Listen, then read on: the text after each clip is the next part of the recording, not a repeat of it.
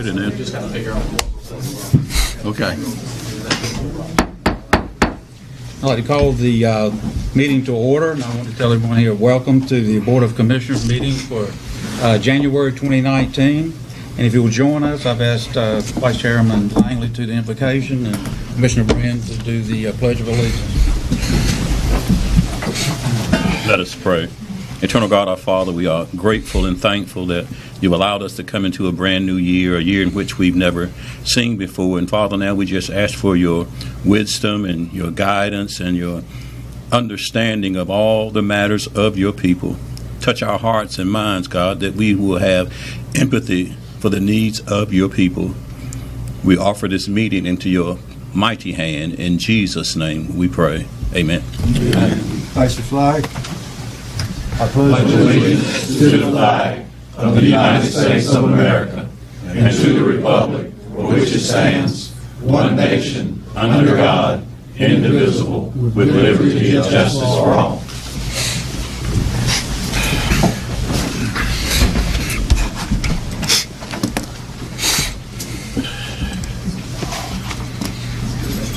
I'd like to ask if any of the commissioners got any kind of conflict of interest on the agenda for tonight. Hearing none. I need approval of the agenda. Motion to approve. Second. Mr. Chairman, the mayor of Aurora has asked if he could do his presentation first because he has a 10 meeting tonight. So if we could make that one change. Yeah. Do we need to amend the agenda? Who made the motion? Who made the motion? You just amend that. Oh, yeah, that's right. Okay. With the change. All in favor? All right. Okay, we open it up to public comments. Meg Howdy. Good evening. My name is Meg Howdy. I'm the Executive Director for the Washington Harbor District Alliance. And I wanted to get you up to date on the small business revolution. I'm sure you've seen a lot online and in the newspaper, and we are excited to say that out of 12,000 nominations, Washington has made it to the top 10 of the Small Business Revolution Main Street. And so that is a TV show, and they will actually be coming into town on January 23rd and 24th. They'll come in, we'll have a reception for them to meet our small business owners and talk with some leaders and really get an opportunity to learn about Washington and our beautiful county. And one of the reasons that they chose us was because the city, the county, and lots of organizations that are here work closely together. And that's one reason that they chose to come to Washington. And hopefully we will move forward, whether we move forward or not, to the next step in the top 5. We will get the opportunity on March 11th for our local small businesses to have a marketing seminar.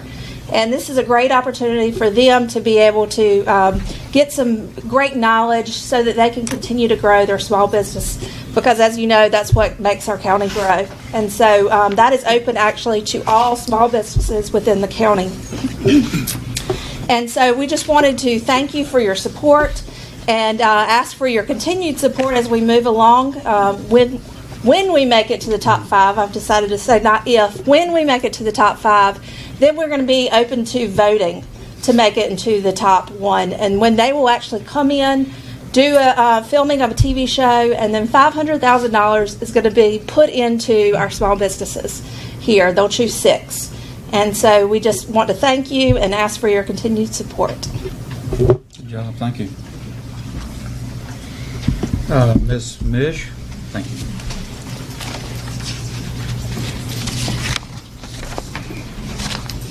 Good evening, Chairman Evans and Commissioners. Thank you so much for your time. Allow me to read the statement. And please understand that I used the word jail instead of detention center for this, just for efficiency. I don't want to bounce back between the two words. Could you pull that microphone a little Toward me a little. Is that better? Give it for us, man. Microphone. You want me to move it a little? How you doing, Stan? Nice to see you. I mean, Commissioner. Oh, no, Stan. I'm here to talk about the Beaufort County Jail. The the one having been pushed long past reasonable usage in terms of functional space, the one that because of 24-hour-a-day usage is the equivalent of 189 years old, the one of decrepitude that sits underneath our courthouse. Having seen the facility, I am disheartened for all of us in this community. What has happened here? Do we believe Band-Aid solutions will stop the clear need for a new facility to be built? Where are we now in that process of building a new jail, as reality says the jail will not rebuild itself? What is the continual cost of doing nothing? Since the USDA withdrew its collateral partnership in 2014 to build a new jail, what has been the cost? Of moving detainees to be housed in other facilities? For transporting detainees back and forth for court dates? Or when the facility is closed due to hurricane flooding? Do we have costs covered when the jail has to be closed indefinitely, or even longer term, maybe permanently? What will be the cost of other housing for detainees in the jail if the jail is shut down and new construction happens concurrently? Going back as far as 2004, it is in this board's minutes, the request by an outgoing commissioner to take care of getting a new jail facility for fear of lawsuits. Here we are, going 15 years later, deep in it. Do we want to continuously invite lawsuits based on our negligence of not figuring this thing out? What has become of our community of spirit? Are we so adversarial in our beliefs we have become dysfunctional, hold back, deny, point fingers, bring ourselves down with endless politicking? Let's get past this and move forward. I suggest each of us in the community connect within a civic group and ask for a tour of our jail. Find out how the justice system works, is working or not working here. Learn what a collateral partnership means. Learn about governance and how we can support our body of governance in a way that benefits and reflects who we are or who we want to be here in Beaufort County. Is the USDA there to readdress the collateral partnership with us to build a new jail with or without a referendum? I am here to respectfully ask you to put this issue in your planning. Doing nothing is not an option. Let's get this done. Thank you. Thank you. Giving items for presentation, Mayor Williams and Martin.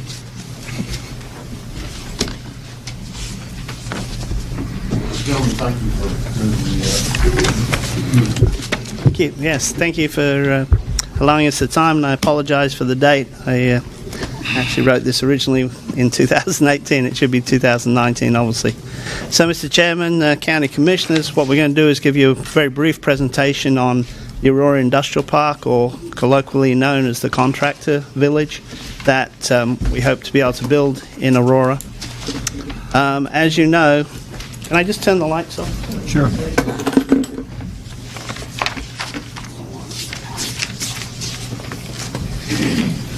As you know, Aurora sits next to the Nutrien Aurora mining facility, which I believe makes up about 17% of the county's property tax on an annual basis. You can see the scale of the mine compared to the town there, just down the bottom of the picture to the south of the mine. The mine itself is not only a mine but also a processing facility, and I don't know if anybody's drinking Coca-Cola, but if anybody does, the phosphoric acid that goes into Coke comes from this mine, and so many people in the U.S. actually have part of Beaufort County in them once they drink the Coke. So the Contractor Village is just south of the town of Aurora, basically sitting there just south. And the reason it's needed is to boost the economic development in Aurora, which has faced stagnant growth and declining population. In fact, I think the population has halved in about the last 30 years. Also increased the property tax base of Aurora, and obviously, therefore, the county. provide a safe and attractive workplace for the contractors. These are people that work on the mine site, but they basically work in trailers. There's no water, no sewer, no paved roads. Porta potties are the way of the day. And the park would offer offices, lay-down yards, fabricating and repair facilities to those Nutrien contractors. Also, we believe because those people will be out off the mine site, retail and restaurant sales will increase in the town. Right now, if you're on the site, it's very hard to get off to come into town, say to go to lunch or whatever, so people stay on the site most of the day. As I said, the location is just south of the town. There's 51 acres of the site, 42 of which are usable, and the cost is about $450,000 for the site. It has been rezoned for this use, and the town has the sewer and water capacity to accommodate the park. And there is a cooperating landowner at present who's looking to sell the site. The adjoining acreage is also available for possible future expansion. So if you remember that other aerial, this is actually an aerial of the site with a layout of the individual lots. Typically there'll be about 1.5 acres, small office, lay-down yard, things like that. There are a couple of larger sites to the right. But as you get to the river, then the land becomes marshy and not usable. So the mayor has been very active in pushing this project. In fact, this was one of the first projects I heard about when I first came here, and I guess you guys have been working on it for about four years at least. Alan Paul, who's a liaison with the Nutrien contractors, done a great job in terms of talking with them about it. John Atkin is a real estate developer out of Raleigh who has extensive knowledge about developing such a park. And then Michael Clemens with the East Group has done a lot of the planning, permitting, and land preparation services. Current status is that I think in your package you have the resolution from the Beaufort County Economic Development Advisory Board supporting this. There is strong interest from the Nutrien contractors themselves, has been confirmed. And 4 companies have actually shown a lot of interest. Roberts Company, which is a publicly traded company, Envirovac, McCloskey, International, and DRR Pipes, all have shown interest. Pumps. Sorry, reading too quickly. And then there's also conversation with 15 other contractors. And the senior management at Nutrien are supportive of this process. One thing that the reason we're talking about the contractors themselves is the idea is that even though this would be a town park, we would not move forward until we knew that the contractors were either we pre-sell the sites or we have some sort of documentation that they will move forward with their plans to move into the park.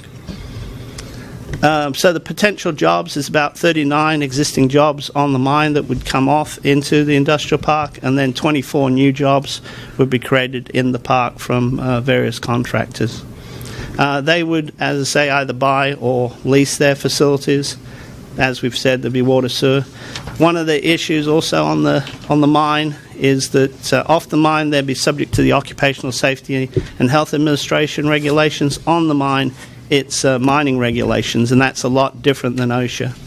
And again, proximity to the facilities of the town. So all in all, this is going to take about a 10-month period to develop the site. I would say so. Once we get started, it takes about 10 months to do.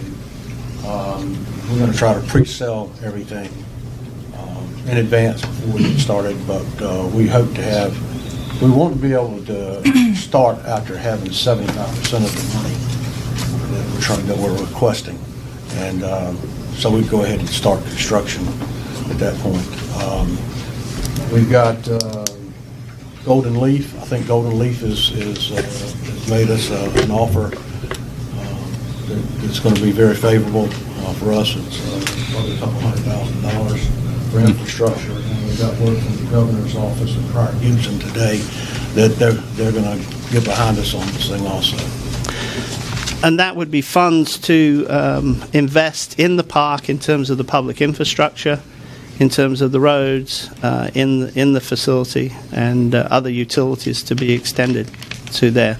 The reason for the need for investment, public investment, is that to develop the park by using public funds, that the park needs to be owned publicly. It needs to be owned by the town, so the investment in the roads, the sewer and water extension can be made, and then as a park, as a public park, it can then be sold off to the private interests, creating jobs and investment. So the economic development, the reason, the public purpose for the park is the creation of jobs and the creation of investment, and therefore property taxes off the land. The next steps, I think we've even somewhat talked about it. We did meet with Dan Gerlach on January 2nd of this year, and he was very favorably inclined to it, and probably potentially a couple of $100,000 there. As Cliff said, the governor is very interested, and hopefully, and actually, interestingly, just before Christmas, the Department of Commerce sent out a request of where could they invest IDF funds into public infrastructure, and obviously this was one of the projects on the list. So basically the next steps would be to identify, to talk more closely with the contractors, identify the costs more closely, develop the planning process, and then probably in either a month or two come back to you with a request for a loan to the town of Aurora to invest in the land, with the idea that already the companies would have signed off, kind of pre-sold it, so the money would be returned as quickly as possible once the infrastructure's in place. Well, I couldn't have said it better myself. That's Okay. exactly what we're trying to do, is pre-sell the land. But we're going to need a little bit of money from, some money from the county to go ahead and purchase the land, but we hope to have it pre-sold. Okay. We'll need the money for a short while to close on the real estate. And then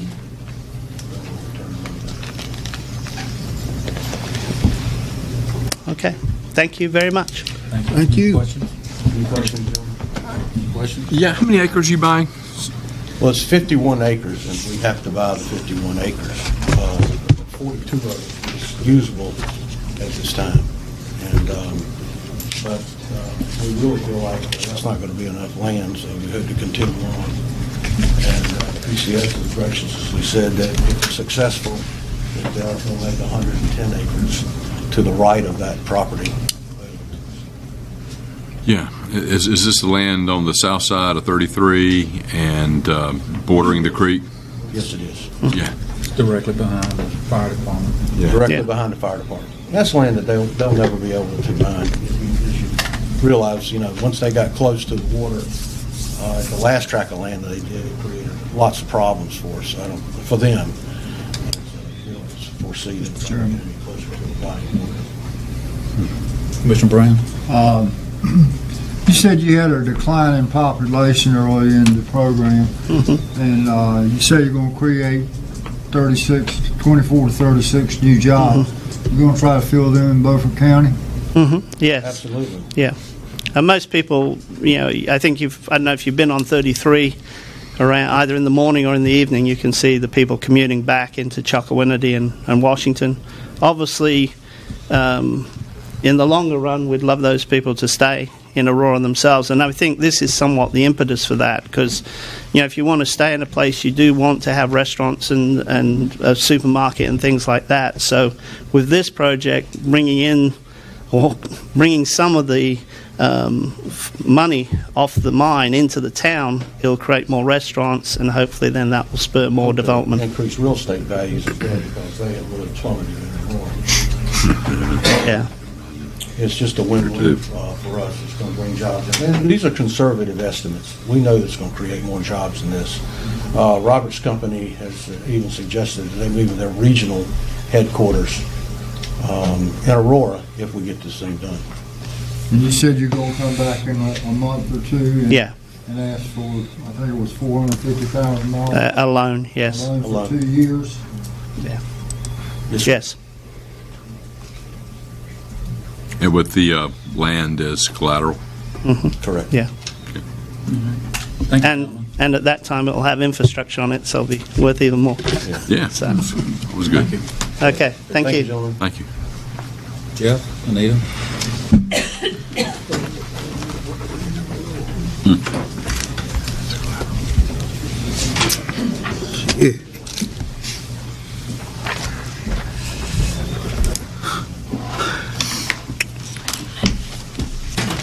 You want the audit summary?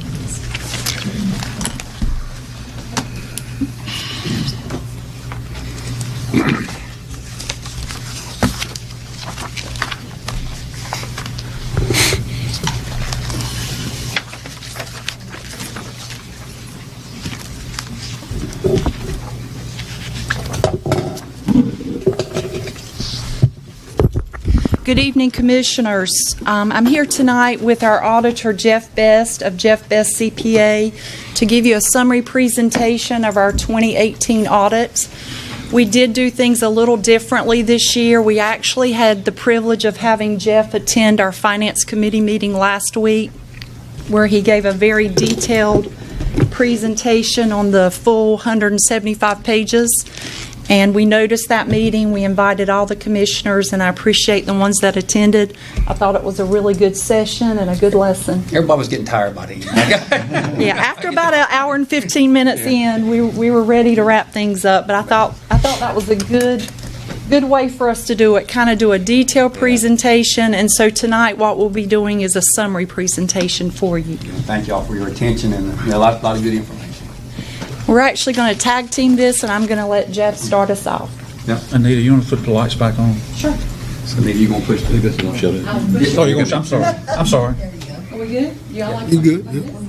Thank you, Commissioners, for the opportunity for our firm to do the audit again this year. Thank you, the staff, Brian, Anita, Sharon, and all the staff for your help and cooperation. This is the summary review of the fiscal year end 6/30/2018 audit. It was approved by the Local Government Commission 12/4/2018. It has a standard and modified opinion, which means in our opinion, the financial statements are presented fairly in all material respects. There was no material weaknesses or significant deficiencies.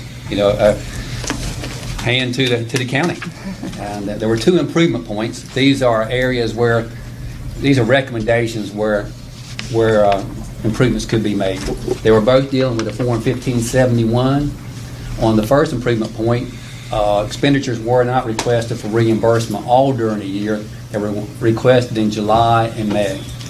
And the last point, our second point, was 1571, reporting travel expenditures. And we recommended that there's always a detailed receipt before the reimbursement is made. Are you going to take questions during this, or will you finish? Anytime. Yeah. Yes, Commissioner, anytime. Well, I have a problem with the comment that you made on those travel expenses because, it says, while this is within the travel policy of Beaufort County, we recommend that the policy be rewritten to require detailed receipts. This will prevent unallowable items being reimbursed to the employee. Yes, sir. I was under the impression that we had never had a policy that didn't require receipts. That's not my understanding. So I always turn in receipts for everything that I buy when I'm on travel. I've actually not gone back and looked specifically at the language in the policy, but I believe it says that you have to have a receipt. It doesn't say an itemized receipt. So, for example, someone could turn in a credit card receipt that shows a total with a tip. Now, that's the policy. Our practice has certainly been to require or to ask people to turn in an itemized receipt. And it's very rare for us to receive just a generic credit card receipt. I'm going to say 98% of the time we do get an itemized receipt, but there are times when people forget that or they don't get that and they just have the credit card receipt. And again, I think Jeff would say this is not a violation of our policy. This is just a recommendation. That's correct. That is correct. Do we have a per diem policy? Per diem, yes. We do have. Yes. What is that total for food today, for a day, for instance? I don't know right off the top of my head. $31.75 for the day. And you don't have to turn receipts in to get that. You do. It's a per diem, so you have to turn in receipts to be reimbursed, as opposed to what I call a stipend would be where you just get if you're going all day, you get the $31.75, and you don't have to turn any receipts in. But the most the employee can collect for a day would be $31.75. Correct. Gee, we haven't been doing that. I'm not sure what you're referring to, and be happy to sit down and review anything with you, but we just haven't been doing it. I saw copies in my office of stuff that I requested 2 weeks ago that show $238 a day for hotel, $238 for hotel, and well, now that's separate from meals. Let me finish. Okay. And $62.50 a day for food with no receipts. Every day was $62.50 for food. So are you sure that your audit process in your department is doing what it should be doing on reviewing these things before they're paid? My guess is $31.75 times 2, I think, is $62.50. There was probably 2 travelers. That's my guess. There was no detail. You couldn't look at this piece of paper and tell who did what. I would suspect that you were missing the next page, which would be the receipts. Our deputy finance officer, she reviews all the travel and signs off on it, and she ensures that the math calculations are correct, that they're not getting any more than the allowance that they're allowed, and that the receipts are actually taped onto a separate piece of paper and attached to the reimbursement request. So my guess is you were just missing that third piece of paper. What happens if the review doesn't pass? If she finds a problem, what happens? It gets sent back to the department head, and I'm not going to pay them for any more than the policy allows for them to be paid. If they have a P card and they've charged it, then I'm going to garnish their check for it and get it back. Well, I was really surprised that we didn't have a strong enough policy to cover this. Again, I would say this is not a violation of policy. It was just a recommendation, and I think maybe the only reason you would even require a detailed receipt, which we do, and we get, I'd say, 98-99% of the time. There might be 1 or 2 that slip through the cracks. It would be to show that there are no alcoholic beverages, which we do. We monitor that as well.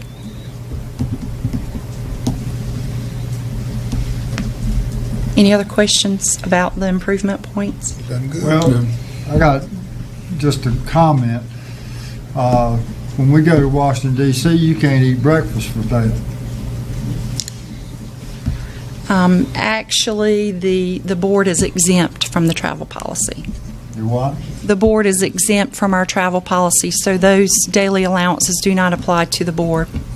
You got a budget. You still have to submit. But you do submit your receipts. The water district operating income loss, this is on the modified accrual. The first line item is for revenue, and this is the 7 water districts. So you can see the revenue by water districts, operating expenses, the debt payments. Those debt payments include interest, and then the income loss for the year. So on the modified accrual basis, each one of the 7 water districts showed a profit or income for the year. The solid waste operating income loss on the modified accrual, revenue was $3,516,000, expenses were $3,294,000, for a net income of $221,000. So I just wanted to make one comment there, because we did see a pretty good increase in our revenues of $182,000 in solid waste, and that is solely due to the fact that we started billing and collecting the solid waste fees on all the parcels except for those that didn't have a structure on the site, and also those that had the solid waste hauling contract. They would be exempt from that as well. Enterprise fund, this is the fund statement of net positions. This is also for the water districts and also for the solid waste fund. I know that's kind of small. But if you look at the very first line item is cash and cash equivalents. There was $8,232,000 in cash and cash equivalents in the 7 water districts in the solid waste fund as of June 30th, 2018. Right below that, under non-current, is restricted cash. That was $90,000. Then you have the capital assets. Total capital assets net of depreciation was $59,278,000. Come to the very bottom of the schedule. Total net positions was $30,085,000. All of the districts have a positive net positions except for District 2. District 2 has a negative net position of $615,000, and the solid waste has a positive net position of $795,000. We were talking, and probably a lot of these water projects or water facilities was funded with grant money. And when the grant money is received, that grant money comes in as income, and it goes right straight to the net positions. The facility purchased with the grant money is set up to depreciate over a period of time. A lot of times it may be a 50-year depreciation. So if you look at these net positions, you say, man, there are some large net positions. That may be misleading because of the grant money that was received to purchase the plant facility. Any questions about the enterprise funds before we move into the general fund? Okay, general fund. This is a look at the total revenues and expenditures before transfers and debt for both 2017 and 2018. And as you can see there, we had a rather large increase in both revenues and expenditures in 2018 compared to the previous year. The reason for that, and Melanie, please correct me if I'm wrong, but historically DSS, when they have qualified an applicant for both daycare and medical benefits, that activity would run through the county books. So, for example, we would pay the vendors the daycare payments and the medical service provider the medical payments, and then we would file to get reimbursed the state and federal funds back. So all that revenue and the expenditures in 2017 and the years prior all flowed through the county. And then the state, early in fiscal year 17-18, the state took over that processing. So that's why you see that large decrease there. Available fund balance. This is a 5-year look at our fund balance, and you'll see that we did have a pretty significant drop there. That was all planned and budgeted. We spent approximately $2.3 million in available fund balance in 2018, entirely on capital improvements for county buildings and facilities. When we look at available fund balance as a percentage of general fund expenditures, you see that green line near the top. That is a target line. Currently, we've got a fund balance policy that states we're going to try to set a target balance for available fund balance of 35%. And you can see over the past 5 years where we've been in relation to that. At June 30th, 2018, we're at 27%. And there's been some debate over the last few years about, is 35% a little on the high side? Does it need to be more around 25 or 30%? But right now, that's what our policy says, is we're going to try to hit 35%. Top 3 revenues. Ad valorem taxes at 59%. Restricted intergovernmental revenues, that's all your federal and state funding, mostly for health and DSS. And then our sales tax revenues. And these 3 revenues together, they account for 94% of all the county funds that we receive in a year. Yes, sir. Well, I have one question. Sure. If we could go back just a little bit to the fund balance. This slide? You said the goal of the county is to achieve 35% fund balance. Right. Available fund balance. Yeah, 35% available fund balance, which would be 35% of what our normal general funding would be for that year. That's right. What is the advantage for the county to have a fund balance of 35%? So we like to keep a healthy fund balance for a couple of reasons. First of all, hurricanes or some kind of a natural event where we've got to have large cash outlays, to get government up and running and repair facilities. Because typically, we will get reimbursed for all of that money, but it takes between 12 and 18 months to do that. And then the biggest reason is just for cash flow. We get all of our tax revenue in about a 4 to 6, 8 week period, into November, the month of December, and this week of January. So you've got, the month of July, August, September, October, and some of November where you just have very little revenue coming in, but you've still got that 1/12 of expenditures that are outlaying every month. So. And, like I say, there's been some debate about whether it's 35% too rich of a number. Is it a little too high? I can tell you the city has about 52% Yes. as a comparison. However, the city also has they need that because they run their utilities through their general fund. No. They don't do that? No. Mm-mm. They're separate enterprise funds. Okay. Yeah. But their fund balance, their general fund is a lot lower than ours. Their general fund balance? Oh, their general fund is. Yeah. They probably have a $15 million budget. Ours is $60 million. Yes. Yeah. So back to the top revenues. We'll delve a little bit into ad valorem taxes since that is about 60% of our revenue source. You can see it was really flat, and of course that's extremely alarming for me. I was like, what's going on here? We actually fell about $70,000 in collections when you compare year to year. And so what I found in my research is we have 10 years worth of levies on the books. And when I look at the current year levy collections, they were actually up a little bit compared to last year. What was down was the prior year collections. So we've had a really vigorous effort over the last 4 or 5 years to collect all that old money sitting on the books for those prior year levies. And it's starting to catch up with us. We've collected it now. It's no longer there to collect. So that's why you saw the slight decrease there.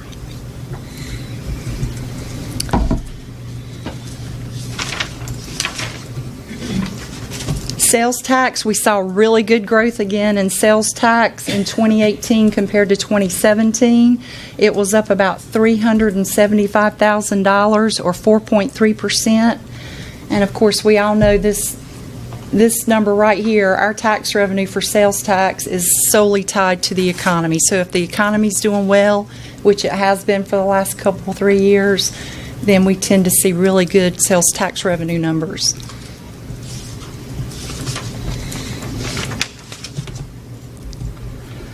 Restricted intergovernmental revenues down drastically. Again, has to do with that change at DSS with the daycare and medical payments.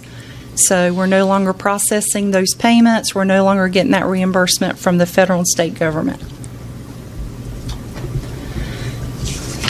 When we look at the expenditure side, our 3 big categories are education at 33% of our spending, human services, and public safety. And all 3 of these categories together make up $45 million or 81% of our spending in the general fund.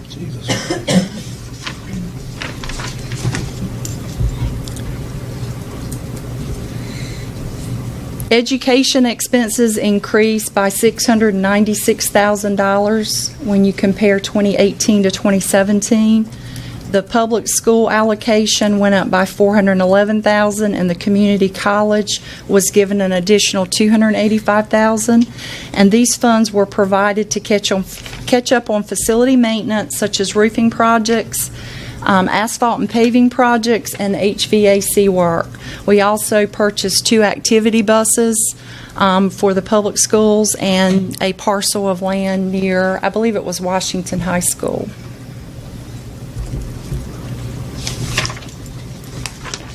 Human services, I'm going to sound like a broken record. Big decrease again because of the DSS processing of the daycare and the medical payments there.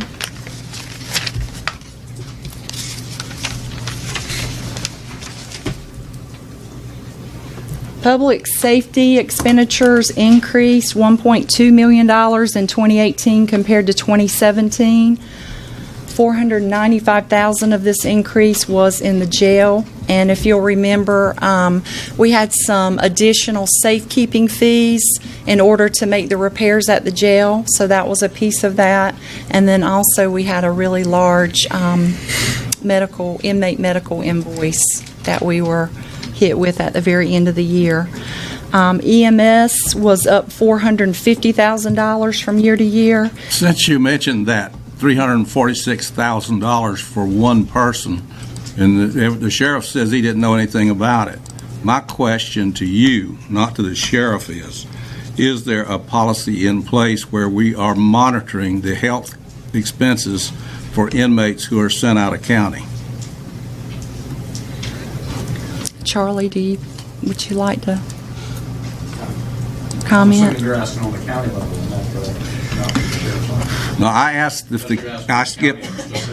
if the county knows whether or not the sheriff's department is monitoring the cost, because when this $346,000 appeared, everybody ran around and said, well, we didn't know anything about it. Well, somebody's supposed to know something about it. So my question to you is, do you have knowledge that the sheriff's department is monitoring out-of-county inmates' medical expenses? I feel confident that they are. I think that when they say that they didn't know anything about it, it's just like the rest of us when we get medical care at a hospital. We don't know what the bill's going to be until we get it. That's not the question. The question is, are we applying management practices to managing these costs? So now I'm going to ask the sheriff, are you monitoring health expenses for out-of-county inmates? So you know what they are running. How often do you check on this? We know on that particular case, we did not know about the procedure until after the procedure was done. We didn't know. We knew that there was going to be a bill, but we didn't know how big the bill was going to be. We are keeping up with our inmates, but there's certain things that we're going to know before others. But are we doing anything to monitor the health care for out-of-county inmates so this doesn't happen to us again? I do not believe that there is a way that you can completely mitigate or stop anything like that from happening. Gee. Just saying that they're not going to get sick. You're an investigator. That's not the question I ask. What are we doing to monitor those costs? You know, and we should be monitoring those costs. We should have a handle on the health of the people that are out of county based on, we wrote a $346,000 check based on one piece of paper. If we don't need to go through this again. If we had the capability to house our own inmates, then we would have more capability to supervise what was going on with our inmates. How difficult is it to call each of the jails that we are housing people out of the county every week or two and say, does this individual have health issues? Have they done sick calls? What's going on with them? Is that difficult? I can give you the information, and then you can let me know in a couple of weeks how difficult it would be for you to do. This is not a budget presentation. No. Yes, it is. It's money. It's an expense that happened. It came up in an audit of something that we didn't have a handle on. This is not why we're doing this item. What? We have a responsibility to look after the taxpayers' money, and we wrote a check for $346,000, and nobody's watching. I have a right as a commissioner to say, what are we going to do to make sure that this never happens again? He just don't get sick. You guys are doing your usual great job of looking after the taxpayers.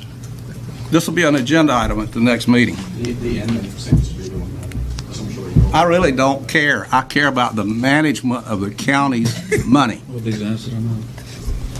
We did put in place I call it a stop-loss insurance policy to help protect us against this type of thing in the future. Charlie, do you want to speak a little bit about the details of that? I'm not real familiar with the details.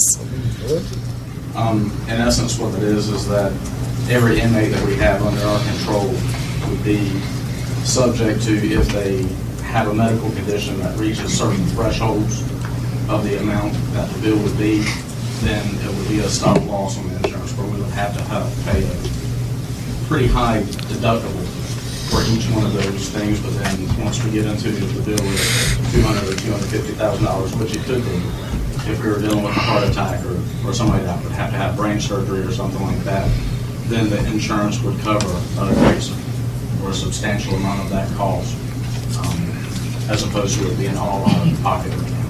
Well, we're back to where I've been for some time, and that is we need a better screening program within the county so that mental health cases, people who have severe conditions like this, can be monitored early on, and we can make arrangements to get them out on a ankle bracelets. I don't think a person that we have in safekeeping in Raleigh that we spent $346,000 on their health care is going to run very far. So you put them out on a health. You put them out on an ankle bracelet. Mental health, you some of those people, you see what you can do for their mental health. My point in all of this is we don't have a management system to do this. With that being said, the subject that we were talking about was a murder suspect. I mean, we're not talking about disorderly conduct or anything of that nature. We're talking about somebody who was put into jail and was going to be in jail until they have their day in court. So, well, we still need to be examining alternatives. A guy that's in there, or a person, whoever it was, that's in that bad a shape, they're not going to run very far. It sounds like an ankle bracelet case to me. Okay. Last slide here. This is a 5-year look at our property tax collections, and you'll see back in 2014 we experienced a really nice bump in our property tax collections, and that was the year that the state took over collecting the motor vehicle tax for us. So no longer did you have to come to the county offices to pay your motor vehicle taxes all through the year. You actually get them when you go down to the license plate agency and get your tag. So our collection rate for motor vehicles went from like 79% to 100% that year. And then also that same year in 2014, we had an extra 4 months of collections. We actually had 16 months of collections instead of 12. So that then explains the decrease from 2014 to 2015 as we went back to the 12-month collections on motor vehicles. And then in 2016 we experienced a decrease because the largest industrial taxpayer in the county, they had a large change in their business personal property. And then in 2017 we had the 2-cent adjustment, and of course the 2018 is flat compared to the 2017. Any questions? Thank you very much. Thank you. Thank you. Ryan Cox.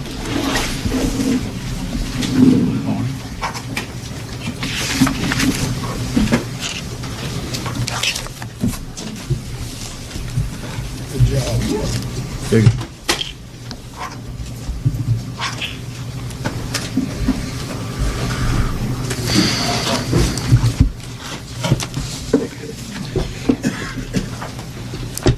Thank you, Chairman Evans and Commissioners. We have with us today Ryan Cox, which manages the mitigation program from the North Carolina Department of Emergency Management. And after our last commissioners meeting, we had some questions that came forward, both from individual commissioners and administration about some of the mitigation programs. And we've asked him to come and give just a short clarity of the funds and programs that are available and exactly how they process. So without further ado, I'm going to turn that over to Ryan, and after he speaks, Chris is going to close that out. So, Mr. Cox, thank you. Mr. Chairman, Commissioners, thank you for having me this evening. Turn the light out so you can see the slide. One thing I am going to go ahead and give you all are it's a study that was done by the National Institute of Building Sciences regarding mitigation nationwide. There's some pieces about North Carolina in there, but overall, the takeaway from that is for every dollar spent in mitigation, we save $6 to the federal government for recovery purposes.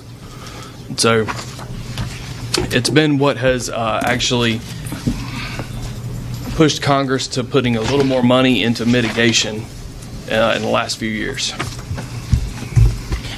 What is hazard mitigation? The idea is hazard mitigation is the effort to reduce the loss of life and property by lessening the impact of disasters. So when we get a house out of the floodplain and it doesn't flood again, we don't have to pay responders to go out and save these folks. We don't have to pay insurance, flood insurance claims, and it gets the individuals out of harm's way as well. Benefits of hazard mitigation: again, it supports the risk reduction activities. So risk including everything from loss of life and property, improves resiliency. It allows the communities to bounce back quicker from natural disasters, eliminates the impact of future events. If we elevate a home and then we have another disaster, that home should lessen, the damages will be a lot less than what they were before it was elevated. When we elevate homes, we elevate them to at least base flood elevation plus 1 foot. I'm not sure what the freeboard is in Beaufort County, but 2 feet. I think I heard somebody say that. 0. I've heard 2 feet. No, it's 0. Is it 0? I do the work. Okay. I write the certificates. I file the reports. Okay.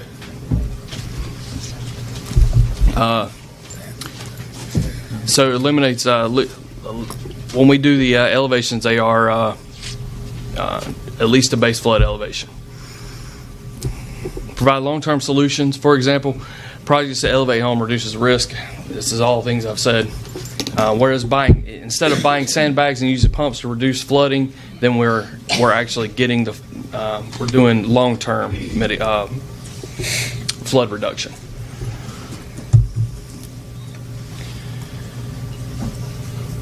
Offers cost-effective solutions to be funded projects and helps avoid repetitive damages from homes. There are several repetitive loss houses and our properties and severe repetitive loss properties in Beaufort County. The first, did I skip one? Yes, I did. So there's 2 types of non-disaster programs. This is the pre-disaster mitigation program and the flood mitigation assistance program.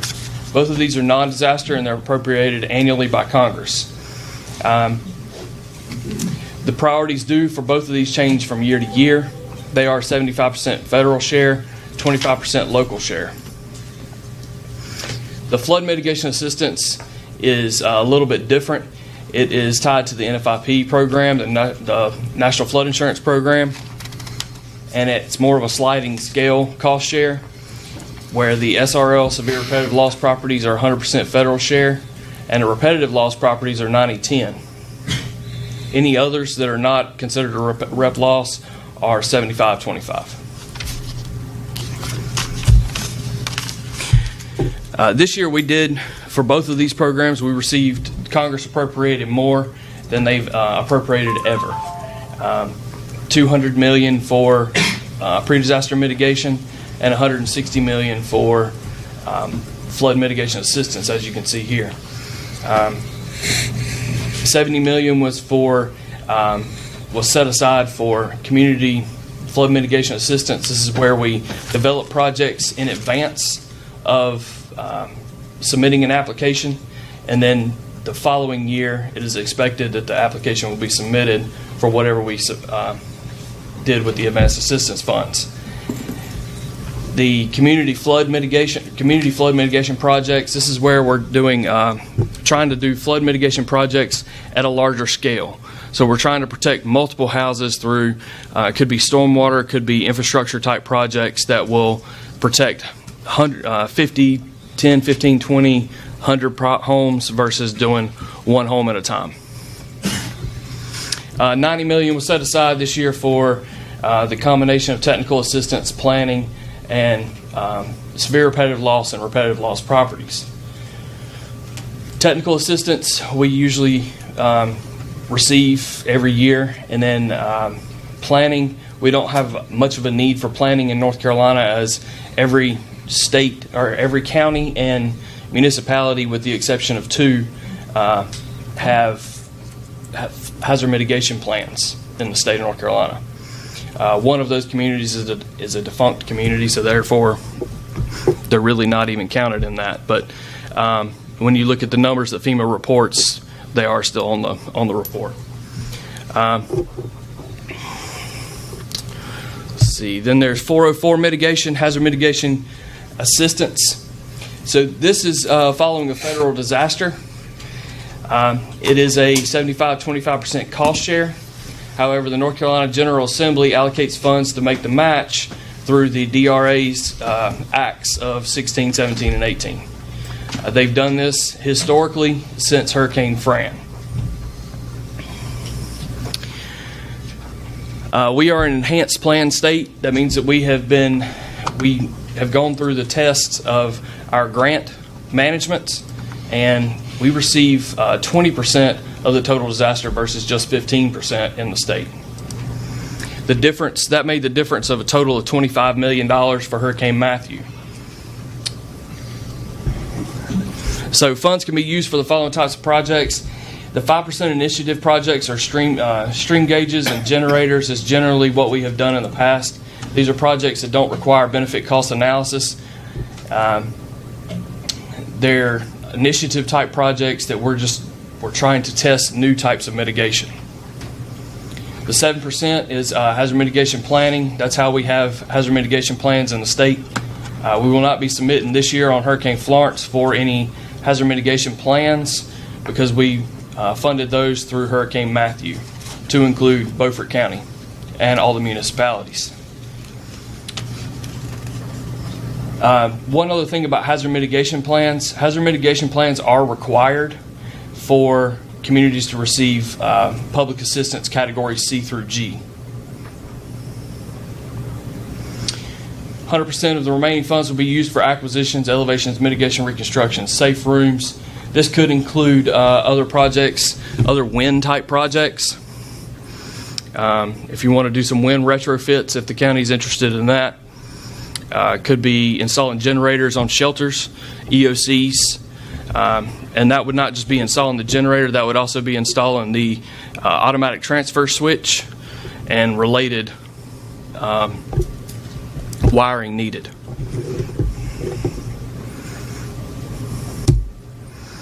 The way we get to a total disaster hazard mitigation grant with a hazard mitigation grant program is you take the total of individual assistance payouts plus public assistance payouts equals the total disaster. Total disaster times 20% gives us the hazard mitigation grant program total.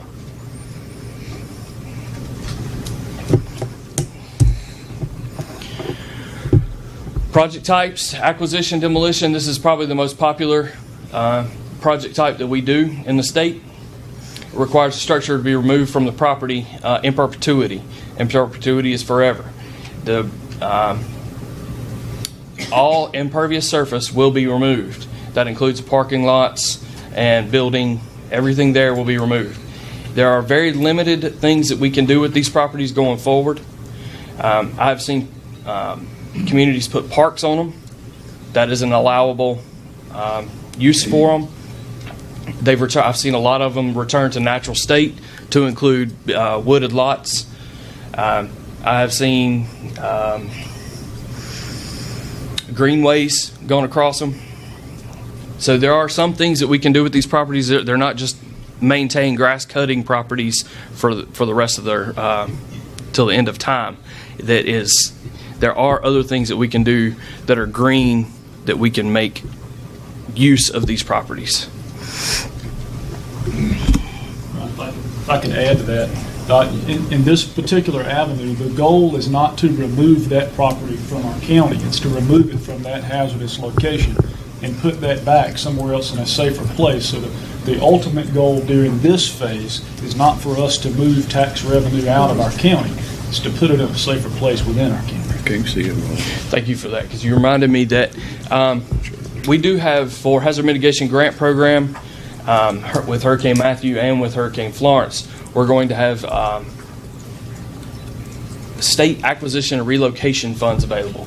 that's made available by the General Assembly through the Disaster Recovery Acts. That will be, let me get my numbers out. For qualified homeowners, it'll be a max of $50,000 plus up to $5,000 in moving expenses. So with this, that money does not actually ever get into the homeowner's hands per se. It comes to the county, and the county is responsible for making sure the homeowner buys another piece of property with that money. So usually it's done through a HUD-1 form when they're purchasing a new property. So when there's a closing on this property, they're purchasing another property over here. Some of the stipulations on these funds include they must stay within the county unless the county signs off on them to leave. If they sign off on them to leave, we still require them to stay within a contiguous county of the county that they live in.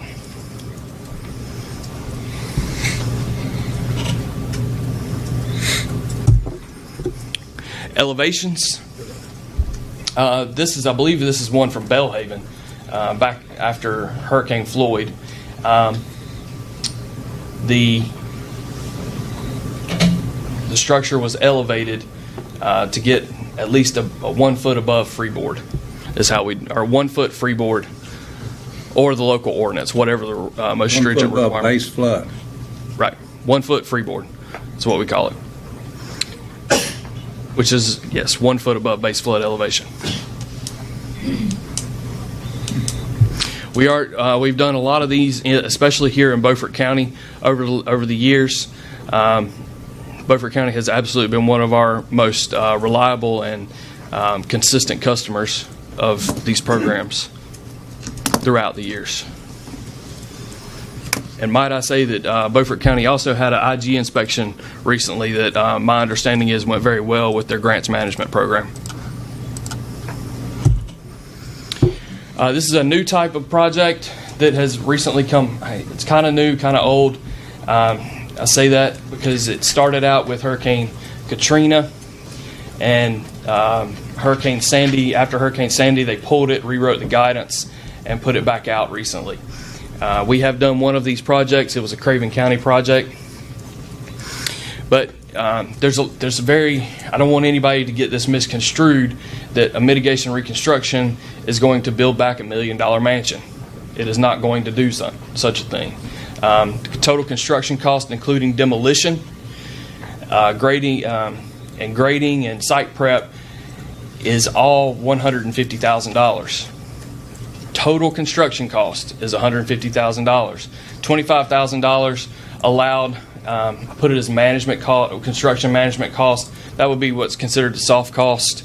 So for managing the project, and the total project can cost no more than $175,000. Homeowners cannot put additional funds into this project, capped at $175,000, or it's considered a withdrawal or an ineligible application. So it has to stay within the same building footprint. It must be elevated, and it can go no more than 110% of the current square footage.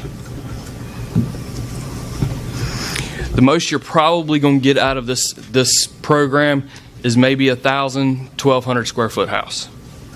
So it's not going to be a very large house. It is a good option for those that want to elevate, but the house is not in conditions that it can be elevated.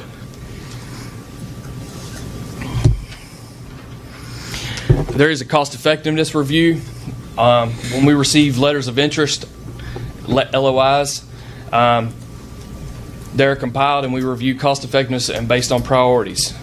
Cost effectiveness is a pre-calculated benefits. We can use pre-calculated benefits, which for acquisition is $276,000 total project cost, or with elevation and mitigation reconstruction, total of $175,000.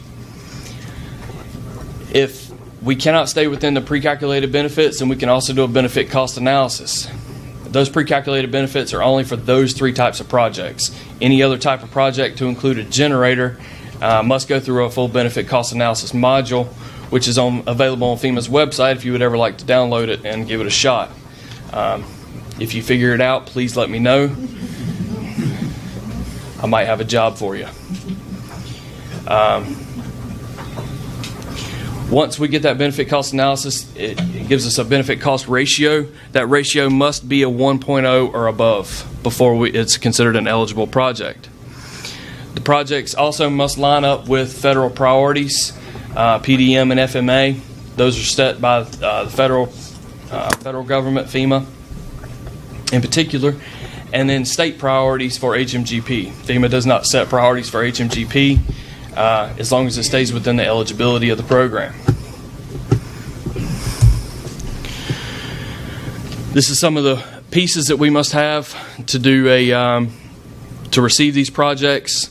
Homeowner application, model of acknowledgement. Model of acknowledgement, just so everyone knows, that's on an elevation or mitigation reconstruction. Must be registered with the deed, and that property must carry flood insurance on it in perpetuity unless it is ever bought out or there's no longer a structure on the property.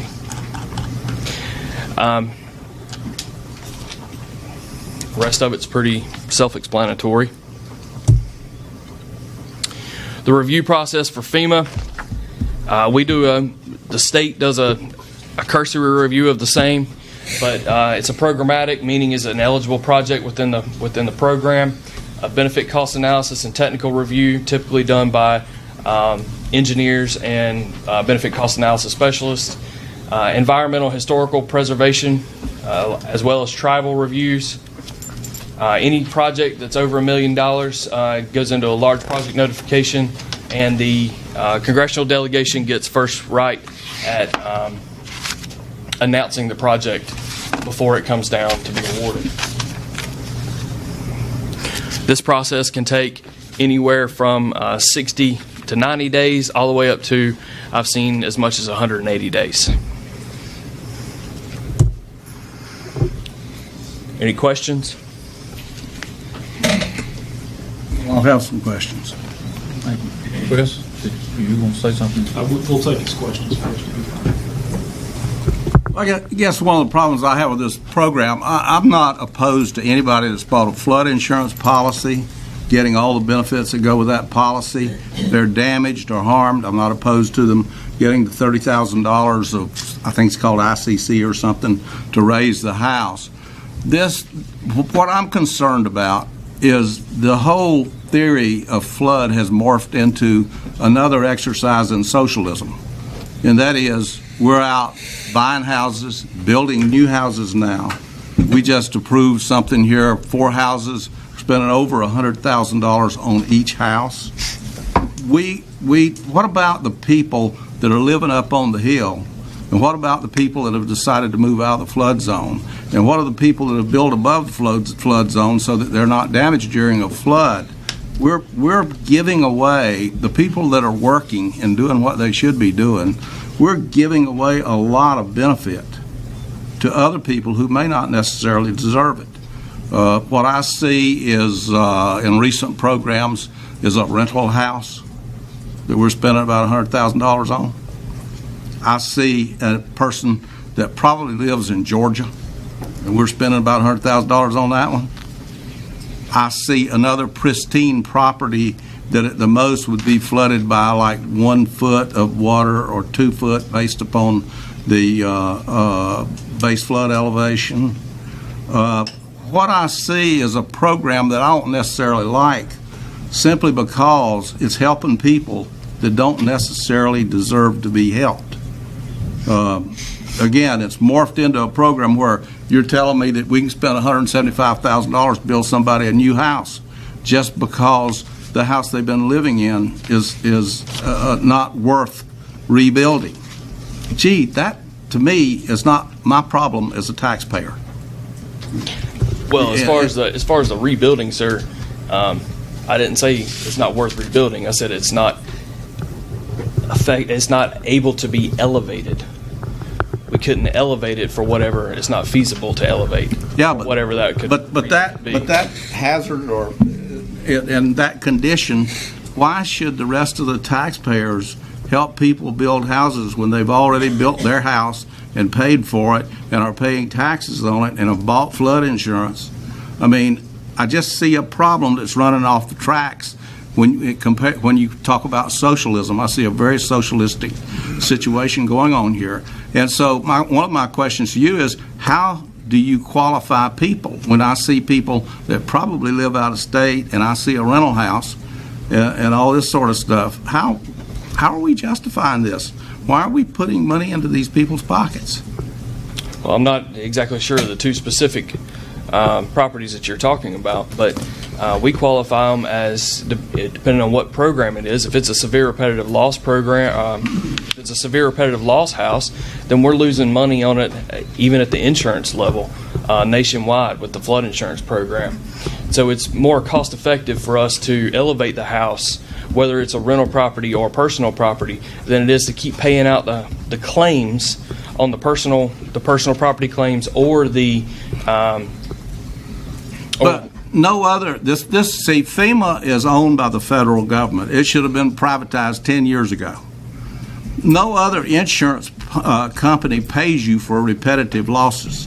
They'll pay you for one car being destroyed one time. That's all. The fact that you have repetitive losses tells you that somebody has had plenty of time to do something about their condition, but because we're nice guys, we're going to take these taxpayers' money over here and we're going to use it for somebody that won't help themselves.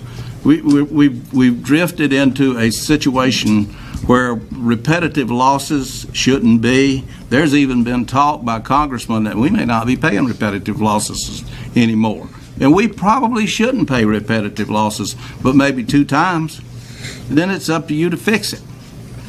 Why should we keep paying repetitive losses? And gee, because we're going to save money, now we're just going to build you a new house. That doesn't make a lick of sense to the guy that's sitting out here with 3 children, working every day, paying his taxes, and doing what he can to look after his family. And that's why I raised this issue on this. The flood program has become a socialist program. Question. Yes, sir. And this question may be directed towards you or Anita. You may know. The program is funded by the federal government. Money is passed through Beaufort County. Correct. Does Beaufort County pay any money up front for these renovations? And if so, how long does it take before that renovation money is returned? I can answer to that Beaufort County. Okay. So, no, yes. Beaufort County has to pay up front. This is a reimbursement program. This is not a reimbursement. Yes, sir. It's a reimbursement. We will reimburse anything over $500. So if you have an expense, every $500 you can submit a cost report, and we will, which includes receipts to make sure all of the line items are eligible. And then once we review it, we will pay the cost report. My follow-up question would be, or questions would be 2. Number 1, how long is it before Beaufort County receives the money after in reimbursement after it has been submitted to your agency? In the past, and with some of the programs or some of the previous funding stream years, we have it's been taking around 2 months. 2 months. We are now moving into it where it's taking about 2 weeks. We've bought some software that we are running all these grants through. We purchased the software, and the local governments have access to it. The sub-recipients have access to the program, and they upload their receipts into it. Hit a submit. It comes to my grants managers. They review it, send it to me. I review it, hit submit, and then it goes over to our fiscal section, and they pay it. So it could take as little as a week. It could take as much as 2 to 3 weeks. But we're trying to expedite the process. My second question is, of the funds that have been fronted by Beaufort County, is 100% of that money reimbursed to Beaufort County, or is there some monies that are not repaid? Over the years, I'm not entirely sure on that. 100% reimbursed. Our historical evidence is 100%. There might be some owner contribution involved, but no county money. If there's a lessening, then the homeowner has to kick in that amount? Yeah, it's Yes. on the cost share. Yes. Okay. Sounds like Beaufort County makes the homeowner kick in. Yes, Okay. And we collect 100%. 100%. Thank you, Mr. Cox. Yes, sir. Mr. Chairman, Mr. Commissioners, we'd like to thank Ryan and Charles Tripp, our area coordinator, for coming out tonight and providing this information on the various funds that are available to us as a county. What we ask for tonight is that if any of these things are of interest to the committee, we ask for your approval to allow us to submit a interest letter on behalf of the county. Thank you. Christina?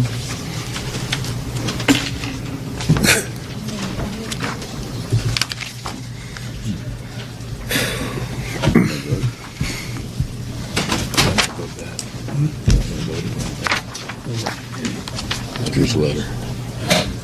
I don't know who, I'm gonna vote for it. I don't know what to do.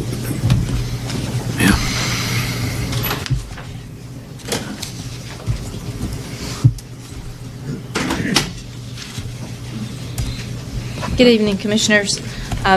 For your fourth and final presentation of the evening, I have joining me here this evening Andy Hundicutt, which I believe most of you will remember. He's been with us numerous times before to discuss the AMI project implementation, which, again, as a refresher, AMI is Advanced Metering Infrastructure. So this is currently a capital project that's being undertaken by the Beaufort County Water Department. In essence, this is the installation or a meter replacement project where we are installing meters that will be radio read, that will transmit to antennas located throughout the county, and then we will be able to have those readings back in our office. So we're trying to automate a very labor-intensive and a very costly process in order to get our readings for our meters on a monthly basis. MeterSys, we have hired MeterSys. They are functioning as the project manager for Beaufort County Water Department during this project, so I'll turn it over to Andy so he can give you an update. Thank you, Christina. The county manager encouraged us to make sure we briefed the County Board of Commissioners ahead of engaging the customers, and that's what we're here to do. And so thank you for that offer, and hopefully we'll succinctly share with you where the project is and where we're headed. The project's actually being led by Lauren Brown with MeterSys. Lauren is very skilled. She's in the audience. Having managed multiple projects in this technology, in this specific vendor's technology. So we're real fortunate that Lauren can continue that expertise and that experience with Beaufort County. We understand the technology by this vendor and by the implementation team, and therefore we will things will be much more predictable and manageable for sure. One of the things that we're proud to say is since the third quarter of 2018, when you authorized the project, there has been a lot of preparatory work that has gone in to make sure that we roll this out effectively. You authorized it in July. And since that time, we've been working through multiple phases of setup. That's equipment ordering and subcontractor arrangements and getting everybody ready to roll. At this point, we are on schedule. We will be testing the network through February. All 12 locations and 14 base stations across your county. And you're very fortunate to have infrastructure where we didn't have to build any new elevated assets. Because you covered this town in its totality, on the water system side, we can use those existing assets and save a heck of a lot of money on the infrastructure. So that infrastructure will be tested in February, and we will also be testing our software interface with the utility billing system and rolling in limited production. And what I mean by that is limited installation. We actually will start on the north side. It's the largest section in districts 3 and 4. And then we'll go by geography within the north side until we complete it. Now, why that's important is because resources within Beaufort County on meter reading side are constrained. I think there's continued struggle in getting the work done each and every month. So the best approach forward is to get our network in totality up and operational and install meters and begin offloading that work for your existing resources. And so that will be done throughout 19, and then we'll be in full deployment by April of this year, and hope to conclude installation by 2020, March of 2020. And then there will be a lot of work on the backside making sure that we have the system configured right, training is done effectively, and that you operate this system with sustainability. The key tasks to date include getting all of the thousands of pieces of equipment, meters and radios, installed and ordered, and they are on site here in Beaufort County ready for implementation.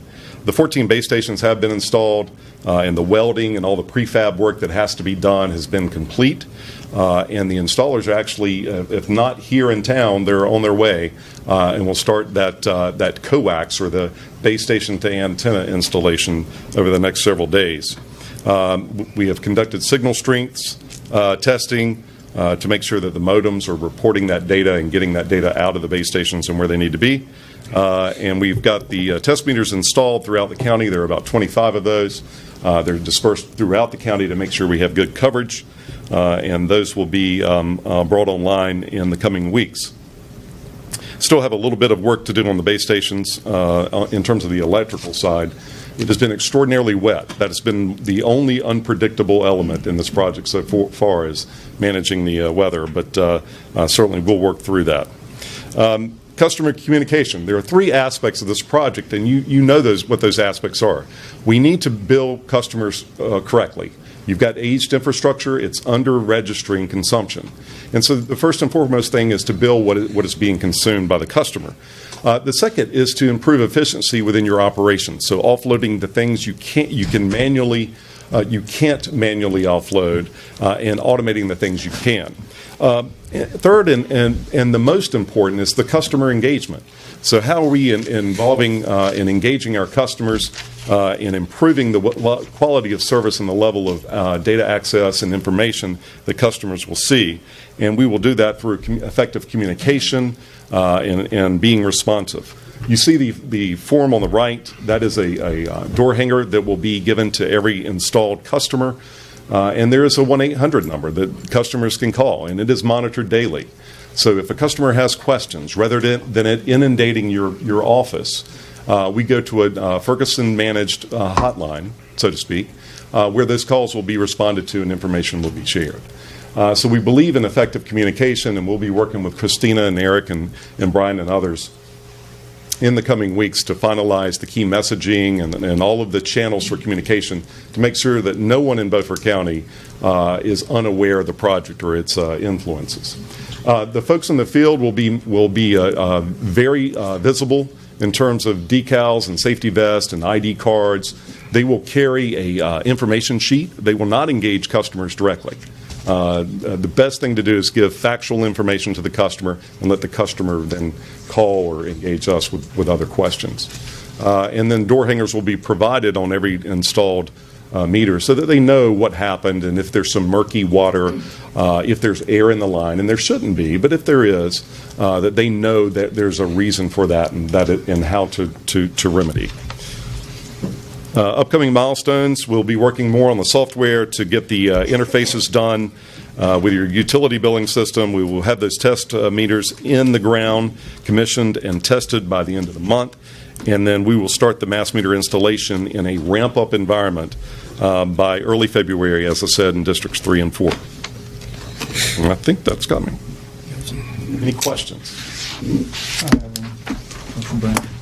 I did a lot of work on helping put this together with Christina's help, and a question just come to mind when you started talking about the antennas and the reading of them and things of that nature.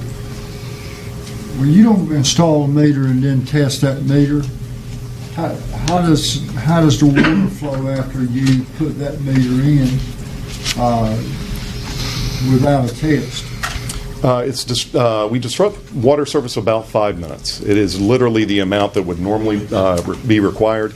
And so when we remove the old meter, we were going to record data, the last read, the asset information like the meter ID. Then we pull that meter out and replace it with a new meter. And once that meter is activated, we go and open up a spigot or something that is accessible to flush the line. And then we go back, and while that's occurring, we're going back and testing the radio, making sure it's got good signal strength, it's connecting to the base station, and all that's occurring so that when we leave that location, it is operable and fully useful. So disruption about 5 minutes. For any commercial accounts, industrials, we will coordinate that through appointment. And so they will never see a situation, or should never see a situation where water is disconnected or service is discontinued that would impact their operations. And I should say on the residential side, they will do a knock at the door to let the customer know that water is going to be terminated for a short period of time, and we will do advanced communication so that as a population, that particular region has gotten notification. Okay, thank you. Yes, sir. No question. Okay. Yeah, I'm new to the board. Yes, sir. I'm brand new. I'm not familiar with this whole package, this whole plan, but I do have a few questions. What you're offering is the service, the hardware, and the software, right? Right. Okay.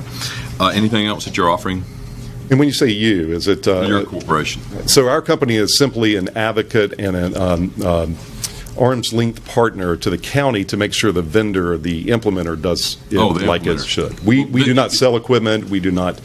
We have no connection with any of the manufacturers. You're not the salesman or anything like that. You're just a consultant. We are the project manager. Project manager. Okay. Very well. Well, let me ask you this question. You probably can answer it as well. The hardware costs a certain amount of money. Right. Software costs a certain amount of money. Hardware is in place. What's the life of the hardware?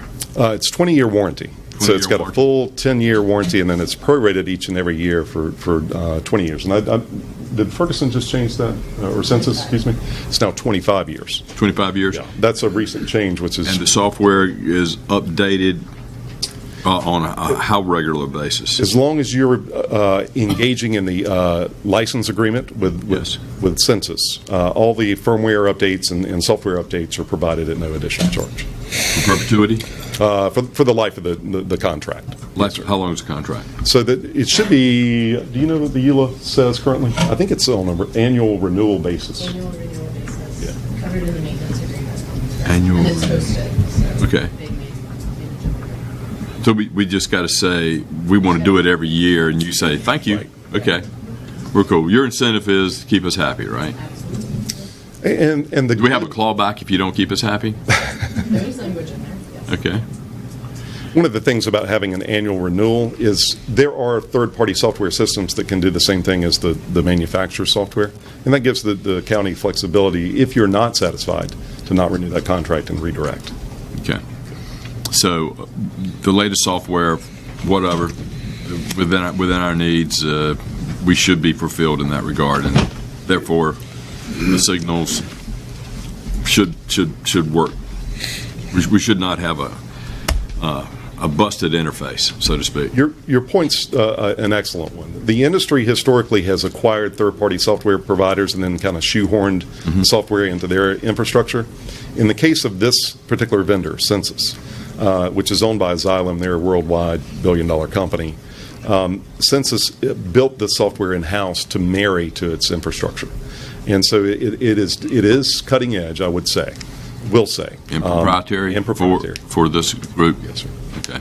And could be updated as per what codes need to be implemented? Correct. And we see continual version updates all the time.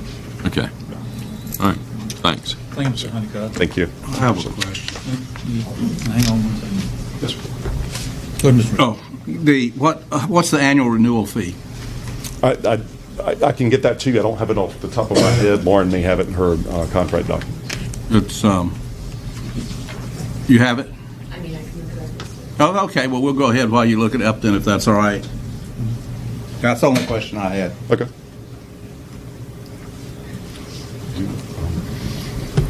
We're done? Yes, sir. Okay. Move into items for consent. Kelly Smith. Or pushing you. No, I'm just closing out. Mr. Chairman, you take those as a whole. As a whole? Yes. Okay. Doing all Kelly gonna fainted. Mr. Chairman, I move we approve the items for consent. Second. Mr. Chairman, I would like to pull item 4, budget amendment and capital project ordinance. And the enlarged planning board appointment, City of Washington. I have a couple of questions about those.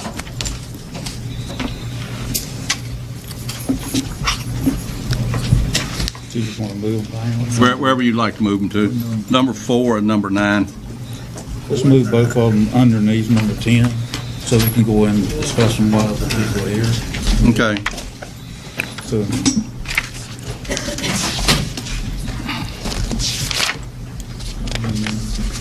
Yes. Okay. Yes. have a second? Second. All in favor? All opposed? Okay. So Nita, Sir? 45. Well, let me get my question. number 4. The budget amendment. Yeah. 45 is a budget amendment. You snuck up on me with that. Capital project order for the Division of Coastal Management. All right. We're going to have to put $5,000 with this, right? Yes. Why do we need this? This was the project that the board approved back in September. Yeah. It is to do a study on the Wrights Creek property, the entire property on to ensure that there's no issues with the erosion out there. And to provide for to put a plan together if there's a need to be able to go back for funding from the state if needed. Okay. There are, in fact, issues with erosion, aren't there? There's some issues on the canal side that have occurred over the years. There's some vegetation that's fallen down. It looks like there's some issues there, and that's what this is going to help us look at. And this last hurricane took out the dike, didn't it? Keep in mind, I've been familiar with this property for 10 years. Took out which dike?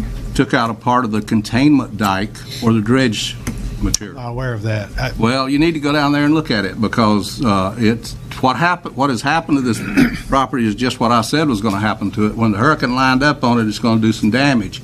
And if another one lines up on it, it's going to be a whole lot more damage done to our $400,000 piece of property. Mr. Chairman, I asked Brian to go down there and meet me, and we took a look at the property back, I guess maybe it was June or July. There's not a dike right out there at that point. I mean, it was all natural. There was not even any rocks up there. And it has, I think, probably 3 trees have fallen over. No, But more there than was 3 no- trees. but More there than was no 3 protection. trees. I was there 2 weeks ago. I've got photographs. Well, I think this. You're getting into a hazardous situation with this, which is the reason I voted against buying this property to begin with. Well, I think what we're trying to do now is figure out what we need to do to stabilize that point out there. That's right. Stabilizing the point is a good way to describe it. And there's some other erosion on the other side, on the creek over there, that's going to be a problem if something's not done about it. Because the pines are beginning to fall there too. That was the reason that I brought this up, was to point out the purpose. Mr. Chairman, I move we approve the second budget amendment. Any discussion? All in favor? All opposed? Okay, we're ready to go to number 9. Katie? What's the question? Well, my question there is, if the board approved this appointment back a couple of months ago, why does it have to come back for another appointment approval? This is for the city of Washington. Not bad. They're actually appointing a person to it, and they're asking for your blessing. Oh, you're saying we approved Bath the last time. Is that right? This is Not for the the city of Washington. All right, thank you. Motion to approve. Second. Any discussion? All in favor? All opposed?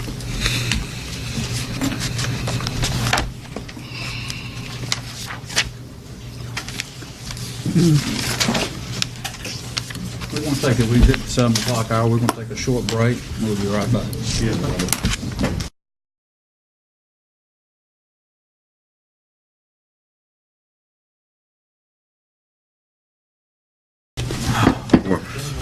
We're back from break. Items for discussion. Commissioner Richardson. Oh, okay. Well, I got flood maps.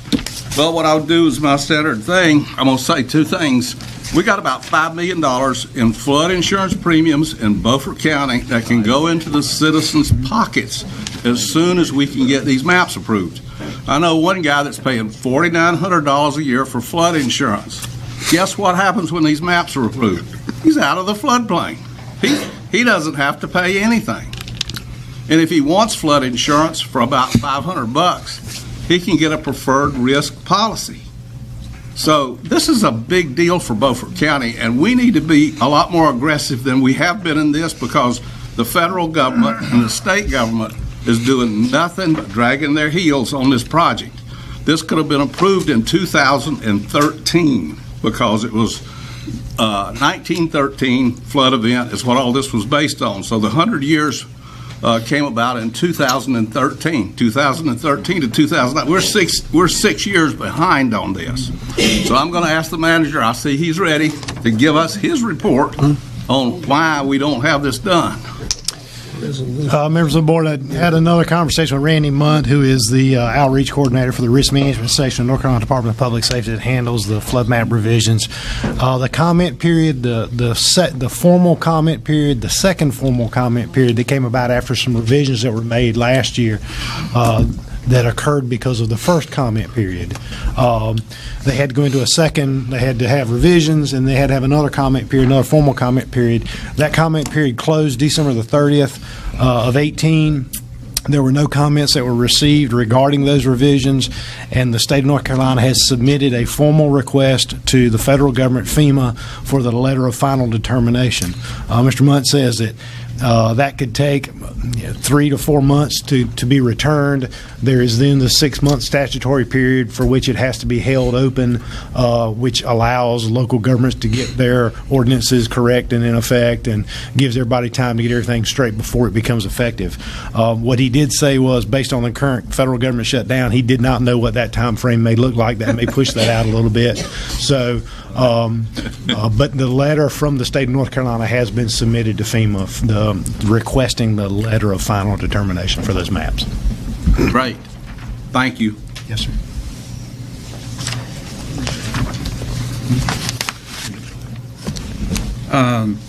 Item number 2, warehouse operation. Yeah, thank you. I'm gonna read a little bit of this and some stuff I've written. I'll try to talk it out too. Just want to make sure I get it right. Sure.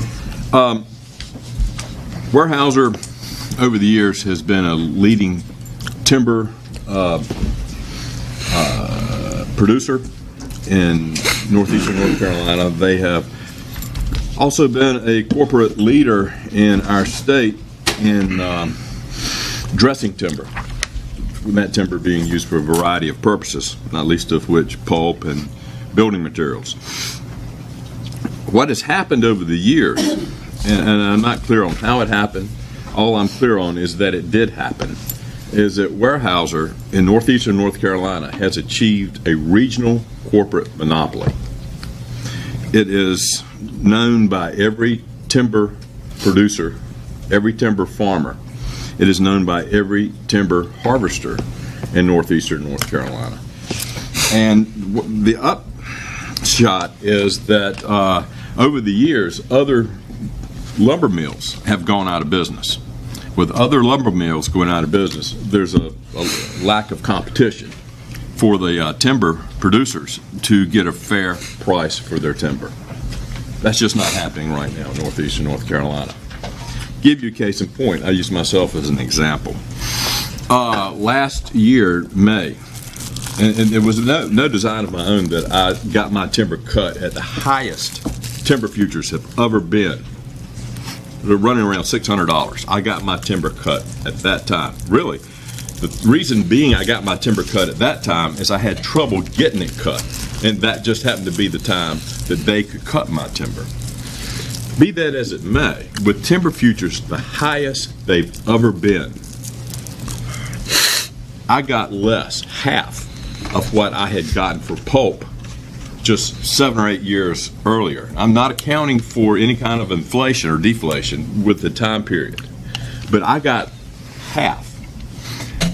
Case in point, well, let me tell you, I got, my stumpage was $11 per cord, which is 5,400 pounds of timber. It's about 44% in weight of what 1,000 board feet is. I have my wife has a very good friend whose husband owns a timber mill in southeastern Virginia. Not far from here, but too far to ship your timber. Let's face it, the reason being you cannot put timber on the road is twofold. Number one, more gas. Number two, more time. Number three, for the timber harvester, more wear and tear on his truck. But he's got to get that guy back. So that's why one of the major contributing factors, there is this corporate monopoly, and why you can't just send your timber anywhere, especially for pulp. At this mill in southeastern Virginia, southeastern central Virginia, it's pretty much just north of Roanoke Rapids, he was paying 145% more for the same amount of weight for pulp than I was getting. The same week, that's exactly what he paid his people. And he made money. He made a lot of money. Now, this, I'm not asking you guys to get on, go and weep for Stan, but I'm going to ask you to stand up for all the people who manage timber, farm timber here in Beaufort County, all of the timber harvesters that we have here in Beaufort County who are barely making it. And even the timber brokers are getting a lot less. There's things that we can do to send a message to Weyerhaeuser. And I'm not saying we send a resolution to the DOJ. I don't think it would make any difference, because this is just a regional perspective. This is not anything that I know of happening on a national level. But this is happening in Beaufort County. When you see big loads of timber going down the road in Beaufort County, going outside of Beaufort County, just know that money on that timber is going into pockets of Weyerhaeuser and not in the pockets of the people who live here, the people who own the land, pay the taxes, and grow the timber. It is not going in the pockets of the timber harvesters. They're barely scraping by. If you talk to any of them, they will tell you that. I talked to one the other few months ago, and I said, tell me, what's your opinion about Weyerhaeuser? And he said something I can't say totally, but he called them those thieving blanks. And he meant it. And he was angry because he has a hard time making his payroll. What I'm asking you is to consider this. And consider this as we go into budget and we look at where our expenditures are and where our receipts are. We need to think about who gets present use in this county and who doesn't get present use, and to what extent we can affect that, and to what extent we can ask Raleigh for a local bill if necessary. And maybe other counties in northeastern North Carolina will follow suit. You understand that northeastern North Carolina, I keep saying it's a regional thing, it's a northeastern thing. If you look at North Carolina, we're stuck way off to the east. It's hard for us to send a product that is heavy, and it takes time to ship it and get it back. It's hard to get that to places where you can have a fair and free market.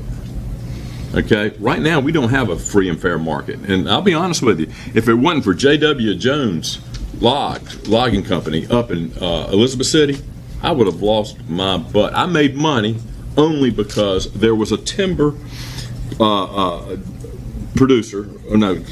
timber dresser, a timber mill up in Elizabeth City, and the logs were good enough quality you could afford to ship it all the way up there. I got a fair price. My harvester made money. My broker made money. We all made money. But when it came to number 2 logs, chip and saw, and pulp, we didn't make any money. When you're talking about chips, there are no chips anymore. The landowner doesn't get any money on chips, and barely does a harvester make any money. So what I'm asking you is to be aware of this, that the public be aware of this, and the public understand that this is a problem. If you go to sell your timber, you're going to get, if Weyerhaeuser buys your timber, you're going to probably get about 2.5 times less than what you would get if somebody else bought your timber. And it has nothing to do with what the timber futures are. Nothing whatsoever. This is not a free market. It is not a fair market. It is a regional corporate monopoly. And the boys in Washington that own Weyerhaeuser are making all the money. And think about it. There's no plant warehouse or plant here in Beaufort County. We're not going to lose a thing if we take action. Something we need to think about. I'm asking you to consider it. It's nothing we need to do tonight, but it's something we need to be aware of. With that, I'm finished. I'd like to make a comment on what he said. I've cut a lot of timber over a period of my life. Back in 2006, we were getting $175 to $200 a thousand board feet for lumber. You know what it is now? $33 a thousand foot. So that's how much it's going down. And that's, I don't know how these loggers are making it. I'm going to be perfectly honest with you. Yeah. And I think we all realize that Courthouse is the number 2 taxpayer in Beaufort County. So it's an important part of it. Yes, it is. I'd like for him to be number 1 taxpayer in Beaufort County. Would you like to make a resolution? Yeah.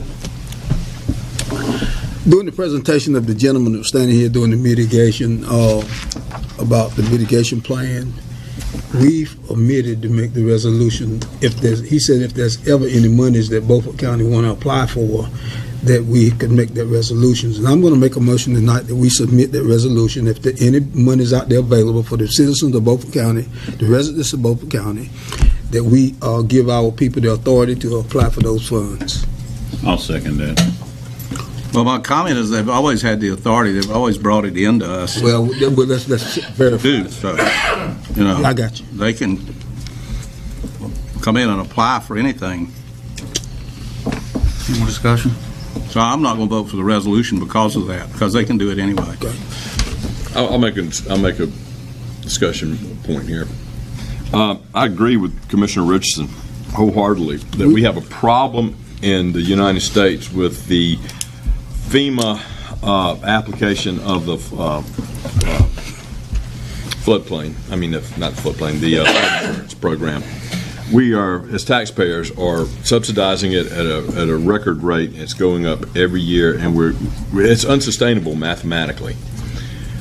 And at some point, we politicians at all levels, even this local level, we need to ask that this be managed better. There are places where people should not build. They just simply should not build. And if you continue to reward the behavior of building in these places where they should not build, they're going to continue to do it. And then they're going to scream bloody murder when the money's not there anymore. And at some point, it won't be there anymore. Having said all this, understanding that I was told tonight that we get our money back within 2 months to 2 weeks, and we have a 100% success rate in getting all our money back, I will vote for it because it is money out there, and we need to do what we can to get that money, even though I do not support the program. I know that's hypocritical, but I've been a commissioner for 18 years, and I hold my nose and vote for things every now and then. This might be one of those times I do it. All those in favor? All right, got a comment. I'm sorry. Is there any way that we can restrict so that we don't end up with a piece of vacant property deeded to the county? I really have no problems elevating the home and keeping it on the tax book. My problem is you get a piece of property between Bath and Bellhaven that's an acre. There are situations that could be worked out for that up front to understand that the county would not be continuing to maintain that property, such as cutting the grass. There's other things that can be done with that property, if that's answering your question, Commissioner. But the county is going to be deeded to the county. Yes. Why can't the program divide the property and deed it to the adjoining landowners? Well, there's no prohibition against that. You can do that. And some properties have been sold. You cannot. But as long as the perpetual no bill stays on it, you can. The rule from FEMA, we had this conversation with the folks when we went to D.C., is that it has to stay in perpetuity in either local government or a land conservation group so that it stays. I mean, you can't. Really? They've changed it. Can't build on it. That's dumb. I ain't voting for something like that. You can't give it to a person, or you can't buy it from a person. Can't buy it because if you were to buy it, you'd want to build something on it. You'd want to put something on it. No, but it's got a perpetual restriction on it that stays there forever. Right, but it has to stay in ownership of either local government, or you can transfer to a land conservation group or some group, a nonprofit group that's responsible for doing land conservation. So we can deed it to a conservation group. Yes, but your question is, does it come off the tax rolls? And yes, it comes off the tax rolls. Yeah. That is true. It does do that. No, really, my question is, we can't deed it to the adjoining landowners. No. He says not. At one time you could. You could work a deal out, and we have some of those properties now where adjoining landowners have said to us, I'd like to put a garden out there, or I'd like to just have it as a buffer. And we say, okay, well, you can use it. You just got to cut the grass on and keep it up. Yeah. So we have some of those MOUs on some of those pieces of property. But as to putting it in someone else's name besides a local government or a conservation agency, you cannot do that. I'm not voting for something like that. Can it go directly to the conservation group, or does it have to go through the county first and then? It has. It's just how the government is set up. Federal government to the county government or local municipality. It has to go to a local government first, and then the county, in this case, could decide to deed that over under that particular program in which Manager Alligood is saying. Also, it could be leased to the adjoining property owner for $1 a year or some type of agreement that way for them to maintain. So there are ways to make sure the county is not having to maintain the property, or it could just be left to grow, to be as long as you don't build a house on it. That's correct. You could never build on it. I understand. Yeah. I understand that. But also, let's also be very, very clear that when the Board of Commissioners takes an action relating to this, they are taking an action related to the unincorporated areas of Beaufort County. Local governments within Beaufort County, municipalities, have the ability to apply for this program and do that. Just because the Board of Commissioners says we don't want to do it, it doesn't keep the municipalities from applying. So there's been some misinformation that's been put out there that has essentially blamed the Board of Commissioners for not being able to do something. If you are in a jurisdiction, because you cannot go into another jurisdiction without their approval. You can't go do things in a municipality without them saying okay. So when you make judgments about this, you are acting on behalf of the citizens who are in the unincorporated areas of Beaufort County.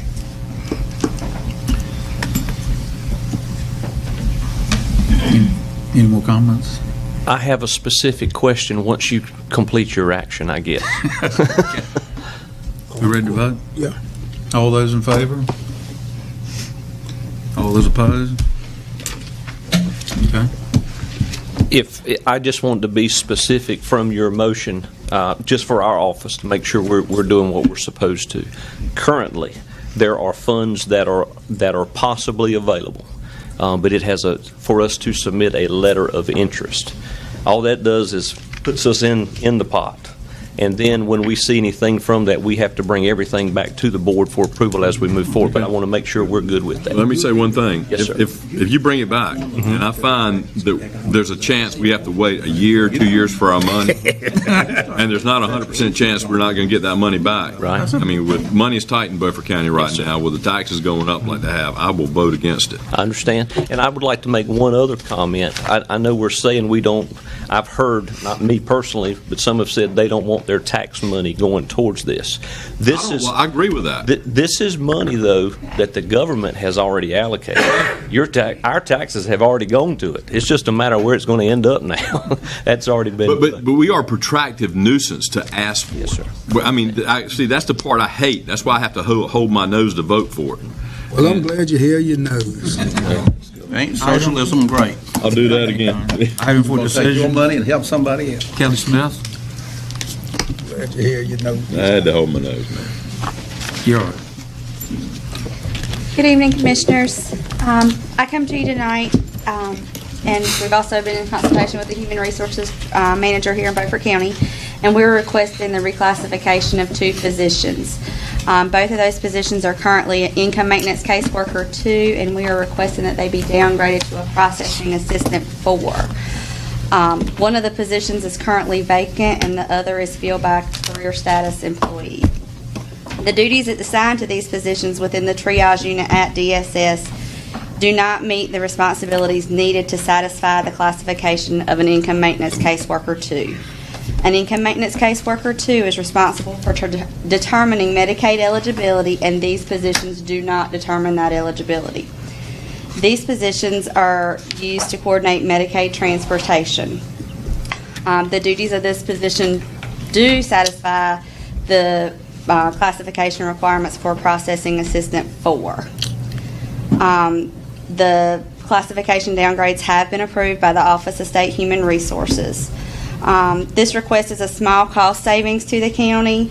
Income maintenance caseworker 2 is currently a pay grade 12 and is budgeted with salary and benefits at $42,414, and the processing assistant is a pay grade 10, which is budgeted at $38,753 salary and benefits. The vacant position, if approved, will be filled at that pay grade 10, which will be the cost savings, and the occupied position will remain with the same salary and benefits, but is still within that range of a pay grade 10. Motion to approve. Second. I got a question. The people that are doing these jobs, nothing against the people, but do I understand that the job consists of scheduling Medicaid patients for pickup and delivery? That is true. That is part of their Part of what they do. part of what they do. What is the rest of what they do? Well, that program does receive such a high call volume and visit that is mainly what they do. They also coordinate with doctors' offices when needed. Do Medicaid, are Medicaid recipients required to use this service? No. But we provide the service to people who want it. If they're Medicaid eligible, yes, sir. Why? Because that's a part of the Medicaid program. We have to offer non-emergency medical transportation if a person receives Medicaid. Is that mandated by the state? Yes. It comes down from the federal government, though. But you have to volunteer to get you guys to help. In other words, not everybody uses your service. That's correct. That's on Medicaid. That's correct. So is there a particular category of users? Such as? Well, people who are invalids and can't get out of the house at all, or people who... It's an all range, from all range of doctor's appointments just for a checkup to somebody who maybe needs in a wheelchair and has to go to Duke or Greenville for some type of medical appointment. And we work with like the taxi services and the transporters and everybody else. Yes, and there are policies and procedures. They must use the closest provider unless there's extenuating circumstances, which requires a note. There's policies and procedures. They can't just pick somebody, in Asheville. Okay. All right. Thank you. Any other questions? All those in favor? All those opposed? Thank you. Thank you. Mr. Mercer. Chairman, Commissioners, I appreciate you guys letting me present tonight. We're here for the second reading of the North State Medical Transport franchise, and hopefully you'll approve it tonight for them to operate in the Beaufort County EMS system. If you have any questions, I'll be glad to field those. I've got the Vice President here, Mr. Richard Harding. That's a Beaufort County resident, if you'd like to ask him any questions. Motion to approve. Second. Discussion? All in favor? All opposed? Start the hauling. Christina?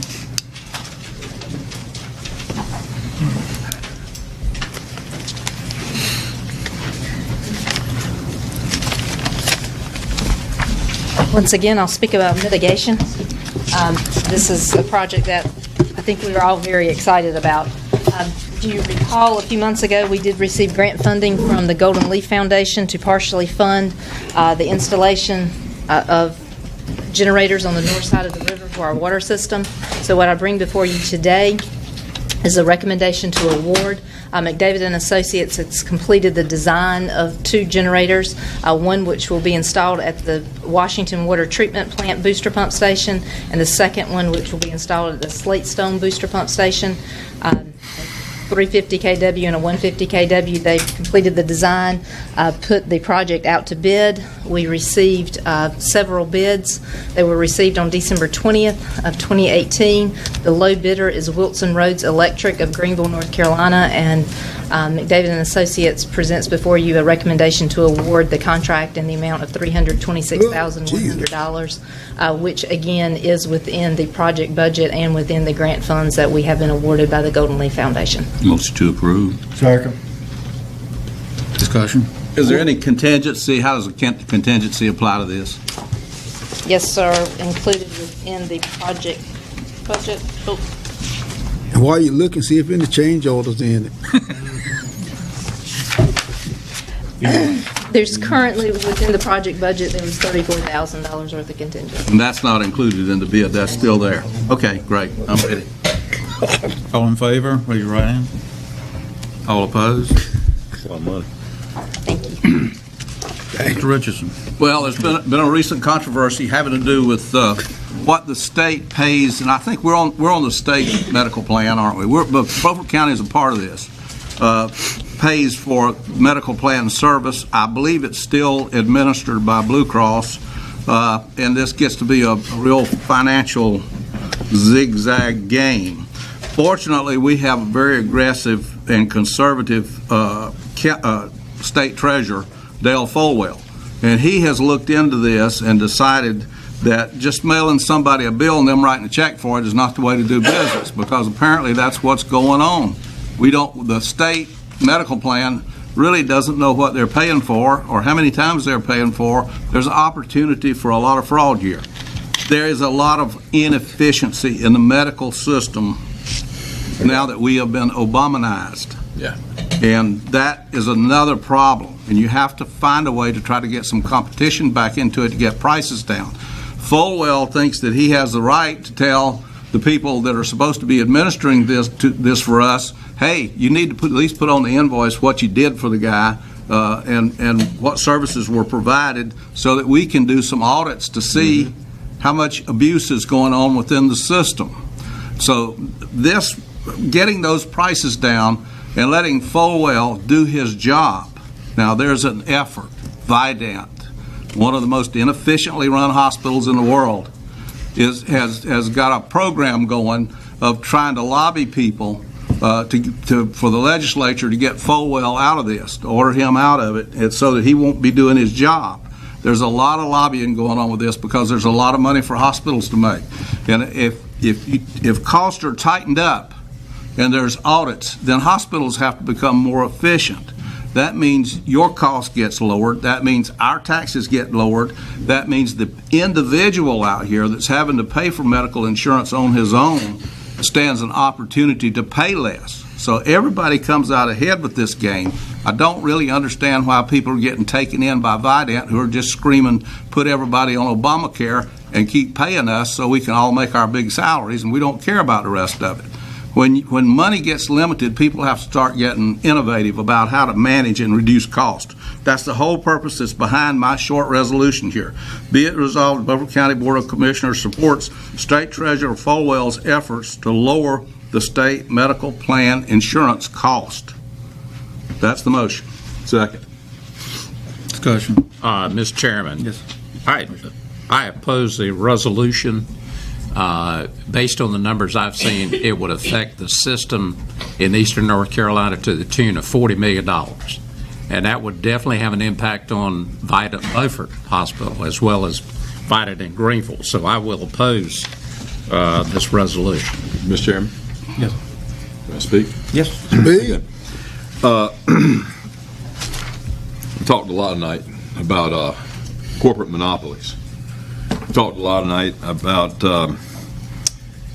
mismanagement of funds and mathematical certainty that we're not going to be able to continue if we keep going the way we're going. Now, I have to differ with you, Hood, on one thing. You said Obamacare has created a bigger mess. I mean, a mess. It's created a bigger mess, but there was a mess before Obamacare. In the medical field, it has always never been a pure open market. It's just not set up that way. There's always been certificate of needs where certain areas could benefit and sustain themselves to have a hospital. We're way past that now with helicopters and transports. We don't even need certificate of need anymore, but in North Carolina, we've got it. We've got a treasurer who's asking that there be some itemization so that with all the software we have now, that we could start figuring out where the costs are and how can we save. We can save at the state level, and maybe, who knows, maybe that will be a model system for other companies to save and would force these medical practices, these hospitals to become efficient. Vidant, local Vidant in Beaufort County is one of the most inefficiently run hospitals in northeastern North Carolina. Give you a case in point. Please. Okay. I gave you a case in point about timber. Let me give you a case in point here. Last year I had to have surgery on an eye. I had to have the cloud removed so I could have a lens put on my eye. And to do that, I got all the doctors to give me a price. The local doctors were the same as the ones in Greenville. There's no difference. But to have that same process done here at Vidant Beaufort, it was going to cost 3.5 times more than to have it done in Greenville at Vidant Surgical Center. Still Vidant, but Vidant Beaufort, $8,500. Vidant Surgical Center, $2,000. Plus they financed.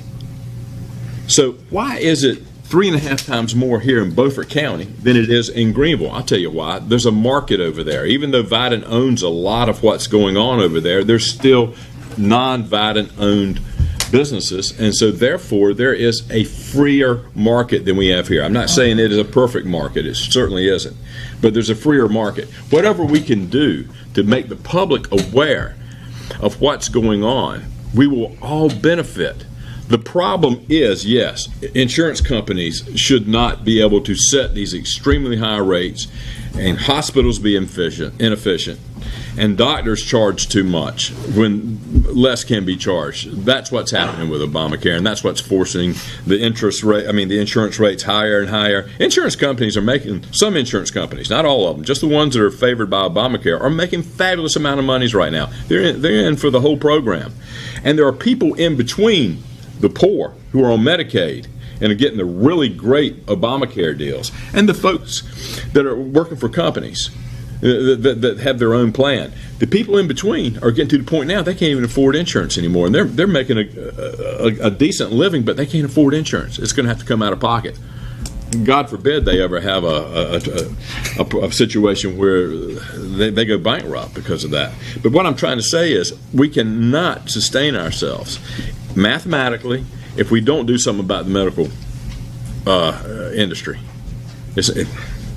Hood, I champion what you. I like just said. two sentences when you. I'm done. Everybody's done. Okay. I'll say this: as far as efficiency goes, Blue Cross last year lowered rates 9% in the Piedmont and raised rates 9% in eastern North Carolina. And they said the reason was because they had competition in the Piedmont and rates were lower, and they didn't have competition and they had bad management in the east, so they raised your Blue Cross rates.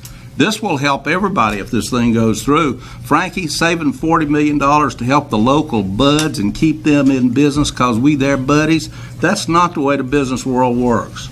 That is screwing the public big time. Excuse my French. Okay, let's vote. All those for?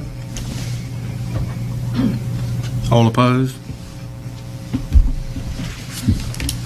Mr. Richardson, Sheriff's Office study. Oh, yeah. Well, the Sheriff's Office, we're coming up on budget, and we need to do some comparables on the Sheriff's Office with other Sheriff's Offices of similar size, similar populations, and I'm proposing that we find a way to initiate a study to make these comparables. And I want an independent agency, person, firm, whatever you pick to do it. I don't want a bunch of law enforcement officers doing it, because they're all insiders. And it's that simple. And this is for use in the budget that's coming up this year. The study would show the staffing per capita as an example, and they would show the office organizations and the amount of overhead that goes into these, and the budgets that goes into these. Take 10 counties and do it. Let's see what it looks like. Is there a motion? That's a motion. Second. Any more discussion?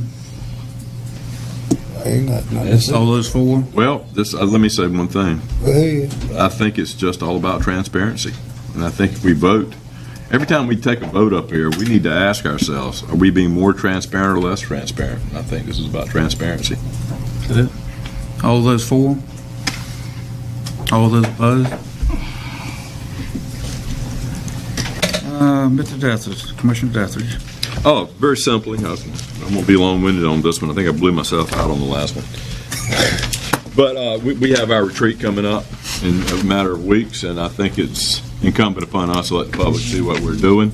I would appreciate it if we could have it filmed, and I'm very thankful that we have somebody, a videographer, who can pick up his equipment and move to wherever we need him to be. And that's my motion, if there needs to be one. Otherwise, a consensus will do just fine. How do we feel about it, Board? Second. You want to do a motion? Okay. Yes, please. Okay. My motion, a second. Any discussion? All right. I've got a question. I see the rate here is $500, and we're paying $800 for 3 hours for our county commissioners meeting. Why the difference? I mean, we're talking about 17 hours or 500. I'm not able to answer the question. I'm going to oppose the motion. May I speak? Sounds like free market system to me. We're getting a good deal. That's even more reason to go with it. The question is, why are we paying $800 for 3 hours? There's a lot that's gone into it. I mean, this equipment that this man has bought over the years, and the editing, it's a lot. It's a lot. I know a little bit about editing film. It's difficult. It takes time. It probably takes more time to edit than it does to film these things. Commissioner Richards. Well, yeah, I think Randy is enough of a public-spirited person that he knows he gave a low price because he wants this information of what goes on to get out into the public. He's doing the public a service. And there's a lot of things that are discussed at this thing, and the public needs to know. Keeping this information away from the public just keeps the backroom deal going. Transparency is always better than opaqueness. You won't give it to me, but Commissioner Brown? I don't think there's no backdoor deals going, but I'm gonna vote for this filming. I didn't really realize how many people watch these meetings until I become a commissioner and got out in the public and talked to people. People want to see what we're doing, and if we didn't do the videoing, we would get a lot of feedback from it. So I'm going to vote for it. Okay. I think we need to point out at this meeting, there is no action taken. We don't vote on anything. We just have good discussions. But there is no vote taken. That's right. Well, let me answer that by saying this to you. I'm tired of going to budget meetings and having people tell me, well, you decided that at the retreat. That decision was made at the retreat. So, yeah, there is a lot of decision. That's the backroom deal I'm talking about. The public needs to see it. And I'm going to give you a speech at the retreat this year. It don't matter what happened at the retreat. I'm not agreeing to anything. So don't go into a budget meeting and start telling me that I decided something, because I'm not deciding anything with you guys. The public needs to see what's going on. Look at the millions that our budget's been going up every year for the last several years, and the $3 million that's hid in the budget this year that in the audit doesn't show that it went up because we borrowed $3 million. We actually spent $3 million more than what we showed in that audit. So, yeah, these kinds of covers up the public needs to know about. Mr. Chairman, if nobody else wants to speak, I'd like to say one closing point. I just, to restate this, I think transparency is better than opaque governing. And if we can show the folks what we're doing, show them what we're discussing, it's up to them to sit there and watch it. And Lord knows they sit there and they watch it. And they do, as Commissioner Brennan said, they do remark on it, and they are aware of what we do. Warts and all, I think it's important. I think the fact that Randy bid $500, I don't know if it's public service, it is a wonderful deal. I don't know how we can say no to that. I really don't. So I hope you all will reconsider if you're thinking about voting no, and you'll vote yes. I really appreciate that. Well, the commissioners are going to look awful people bad appreciate that. If the hat's passed and $500 is raised to pay Randy. Well, Okay, time to vote. Any questions? All those for it? Come on, guys. All opposed? More secret government, folks. Oh, my gosh. Okay, Brian. Attached for you, this is the agenda item regarding the MOU for the Rural Transportation Planning Organization. You have attached in your agenda an updated MOU for the RPO. The original MOU was created in 2006, and there have been some changes both from DOT standpoint and some changes from the RPO itself in making things run more efficiently and providing some additional information. This was originally worked through by the RPO with DOT. It came to the RPO in November of 2008 with the updated one. They looked at it, all the participating members of the RPO looked at it and said that's what they wanted to recommend moving forward. So you have that. The RPO itself, just for your background, is made up of two committees. First, the Transportation Advisory Committee, or called the TAC. That is essentially the elected officials, traditionally the elected officials who are the primary representative, and then there is the Technical Coordinating Committee called the TAC, which is technical staff traditionally that advises on that. The TAC makes recommendations to the TAC. The TCC, the Technical Coordinating Committee, makes recommendations to the Technical Advisory Committee, and then they vote on that to move forward in compliance with DOT recommendations. So we'd recommend your approval on this. And this is for all the counties that are in the RPO and for the non-MPO municipalities that are in Pitt County. So moved. Second. Discussion. All those in favor? All those opposed? Brian? The last item you have is a request from the county's paid lobbyist, Mr. Joe McLeese. He's requested approval for a trip to Washington, D.C. to discuss the FEMA flood map project with congressional representatives. The reason we bring this to you is that in accordance with his contract that you have, any or all expenses relating to that are in addition to his existing contract that you have with him. So we would need you would need additional funds to be allocated for this. He's requesting that one or two members of the board go with him on that visit. And again, you'll see in that second paragraph, funding's not included in the commissioner's line item for that. So we ask you, if you approve that, you're going to need to put some money with it. If it's two people in McLeese, you could probably get away with it for $1,500. You go there and spend the night, it's a couple $100 a night, I think, in D.C. for a hotel. And then and I'm assuming he mentioned that he would drive and everybody could ride with him, so you're going to cut back on transportation costs there. So I would think you'd be able to do that for $1,500 or less. So moved. Second. Discussion. We're going to be in Washington, D.C. for DACO's legislative conference the first week in March. Is there any way we can invite our lobbyists up there during that time period versus? You could. You're responsible for those costs as well. Anytime he travels out of the state on your behalf, you're paying those costs. So We wouldn't have the additional cost of the commissioner make it 2 trips. Well, plus you're up there to visit with the people. And that's why you're there? Well, for one thing that you go to that legislative conference and you're pretty well tied up from the time you get there until the time you get back, and we wouldn't have the time to visit the congressmen that we want to see, and Joe has lined up, and that's the reason why we want to make this trip, is so we'll have enough time to try to work out this FEMA deal. Well, the other thing that happens to you on that trip is the weather can turn on you. And you may have your days set up to go see these guys, and it snows the day before or something. Washington gets shut down. Nobody gets anything done. That's happened before. The other thing that I want to point out to you, when I started this project, trying to get these FEMA maps approved, and everybody was just sort of, la, that's why don't we do this? Nobody did anything. That's why you've already cost people of this county $5 million.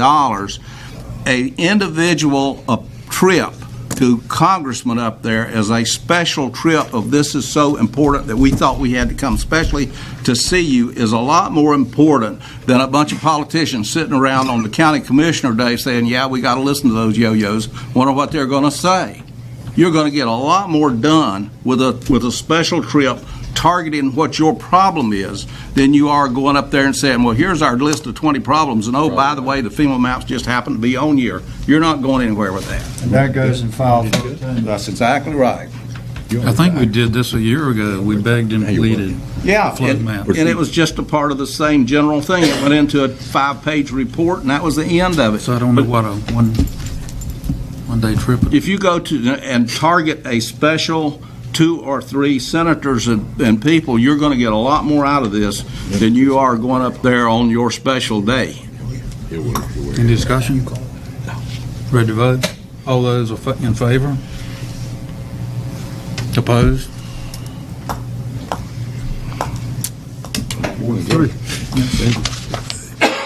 if you would, since you voted in favor of that, is $1,500. Oh, yeah, $1,500, is that in the motion? I move we appropriate $1,500 for the purpose of the trip. So moved. Yes. Second. All in favor? Sleeping the cat. We're going, so might as well approve. Yeah. So Motion to adjourn. second. Second. All in favor?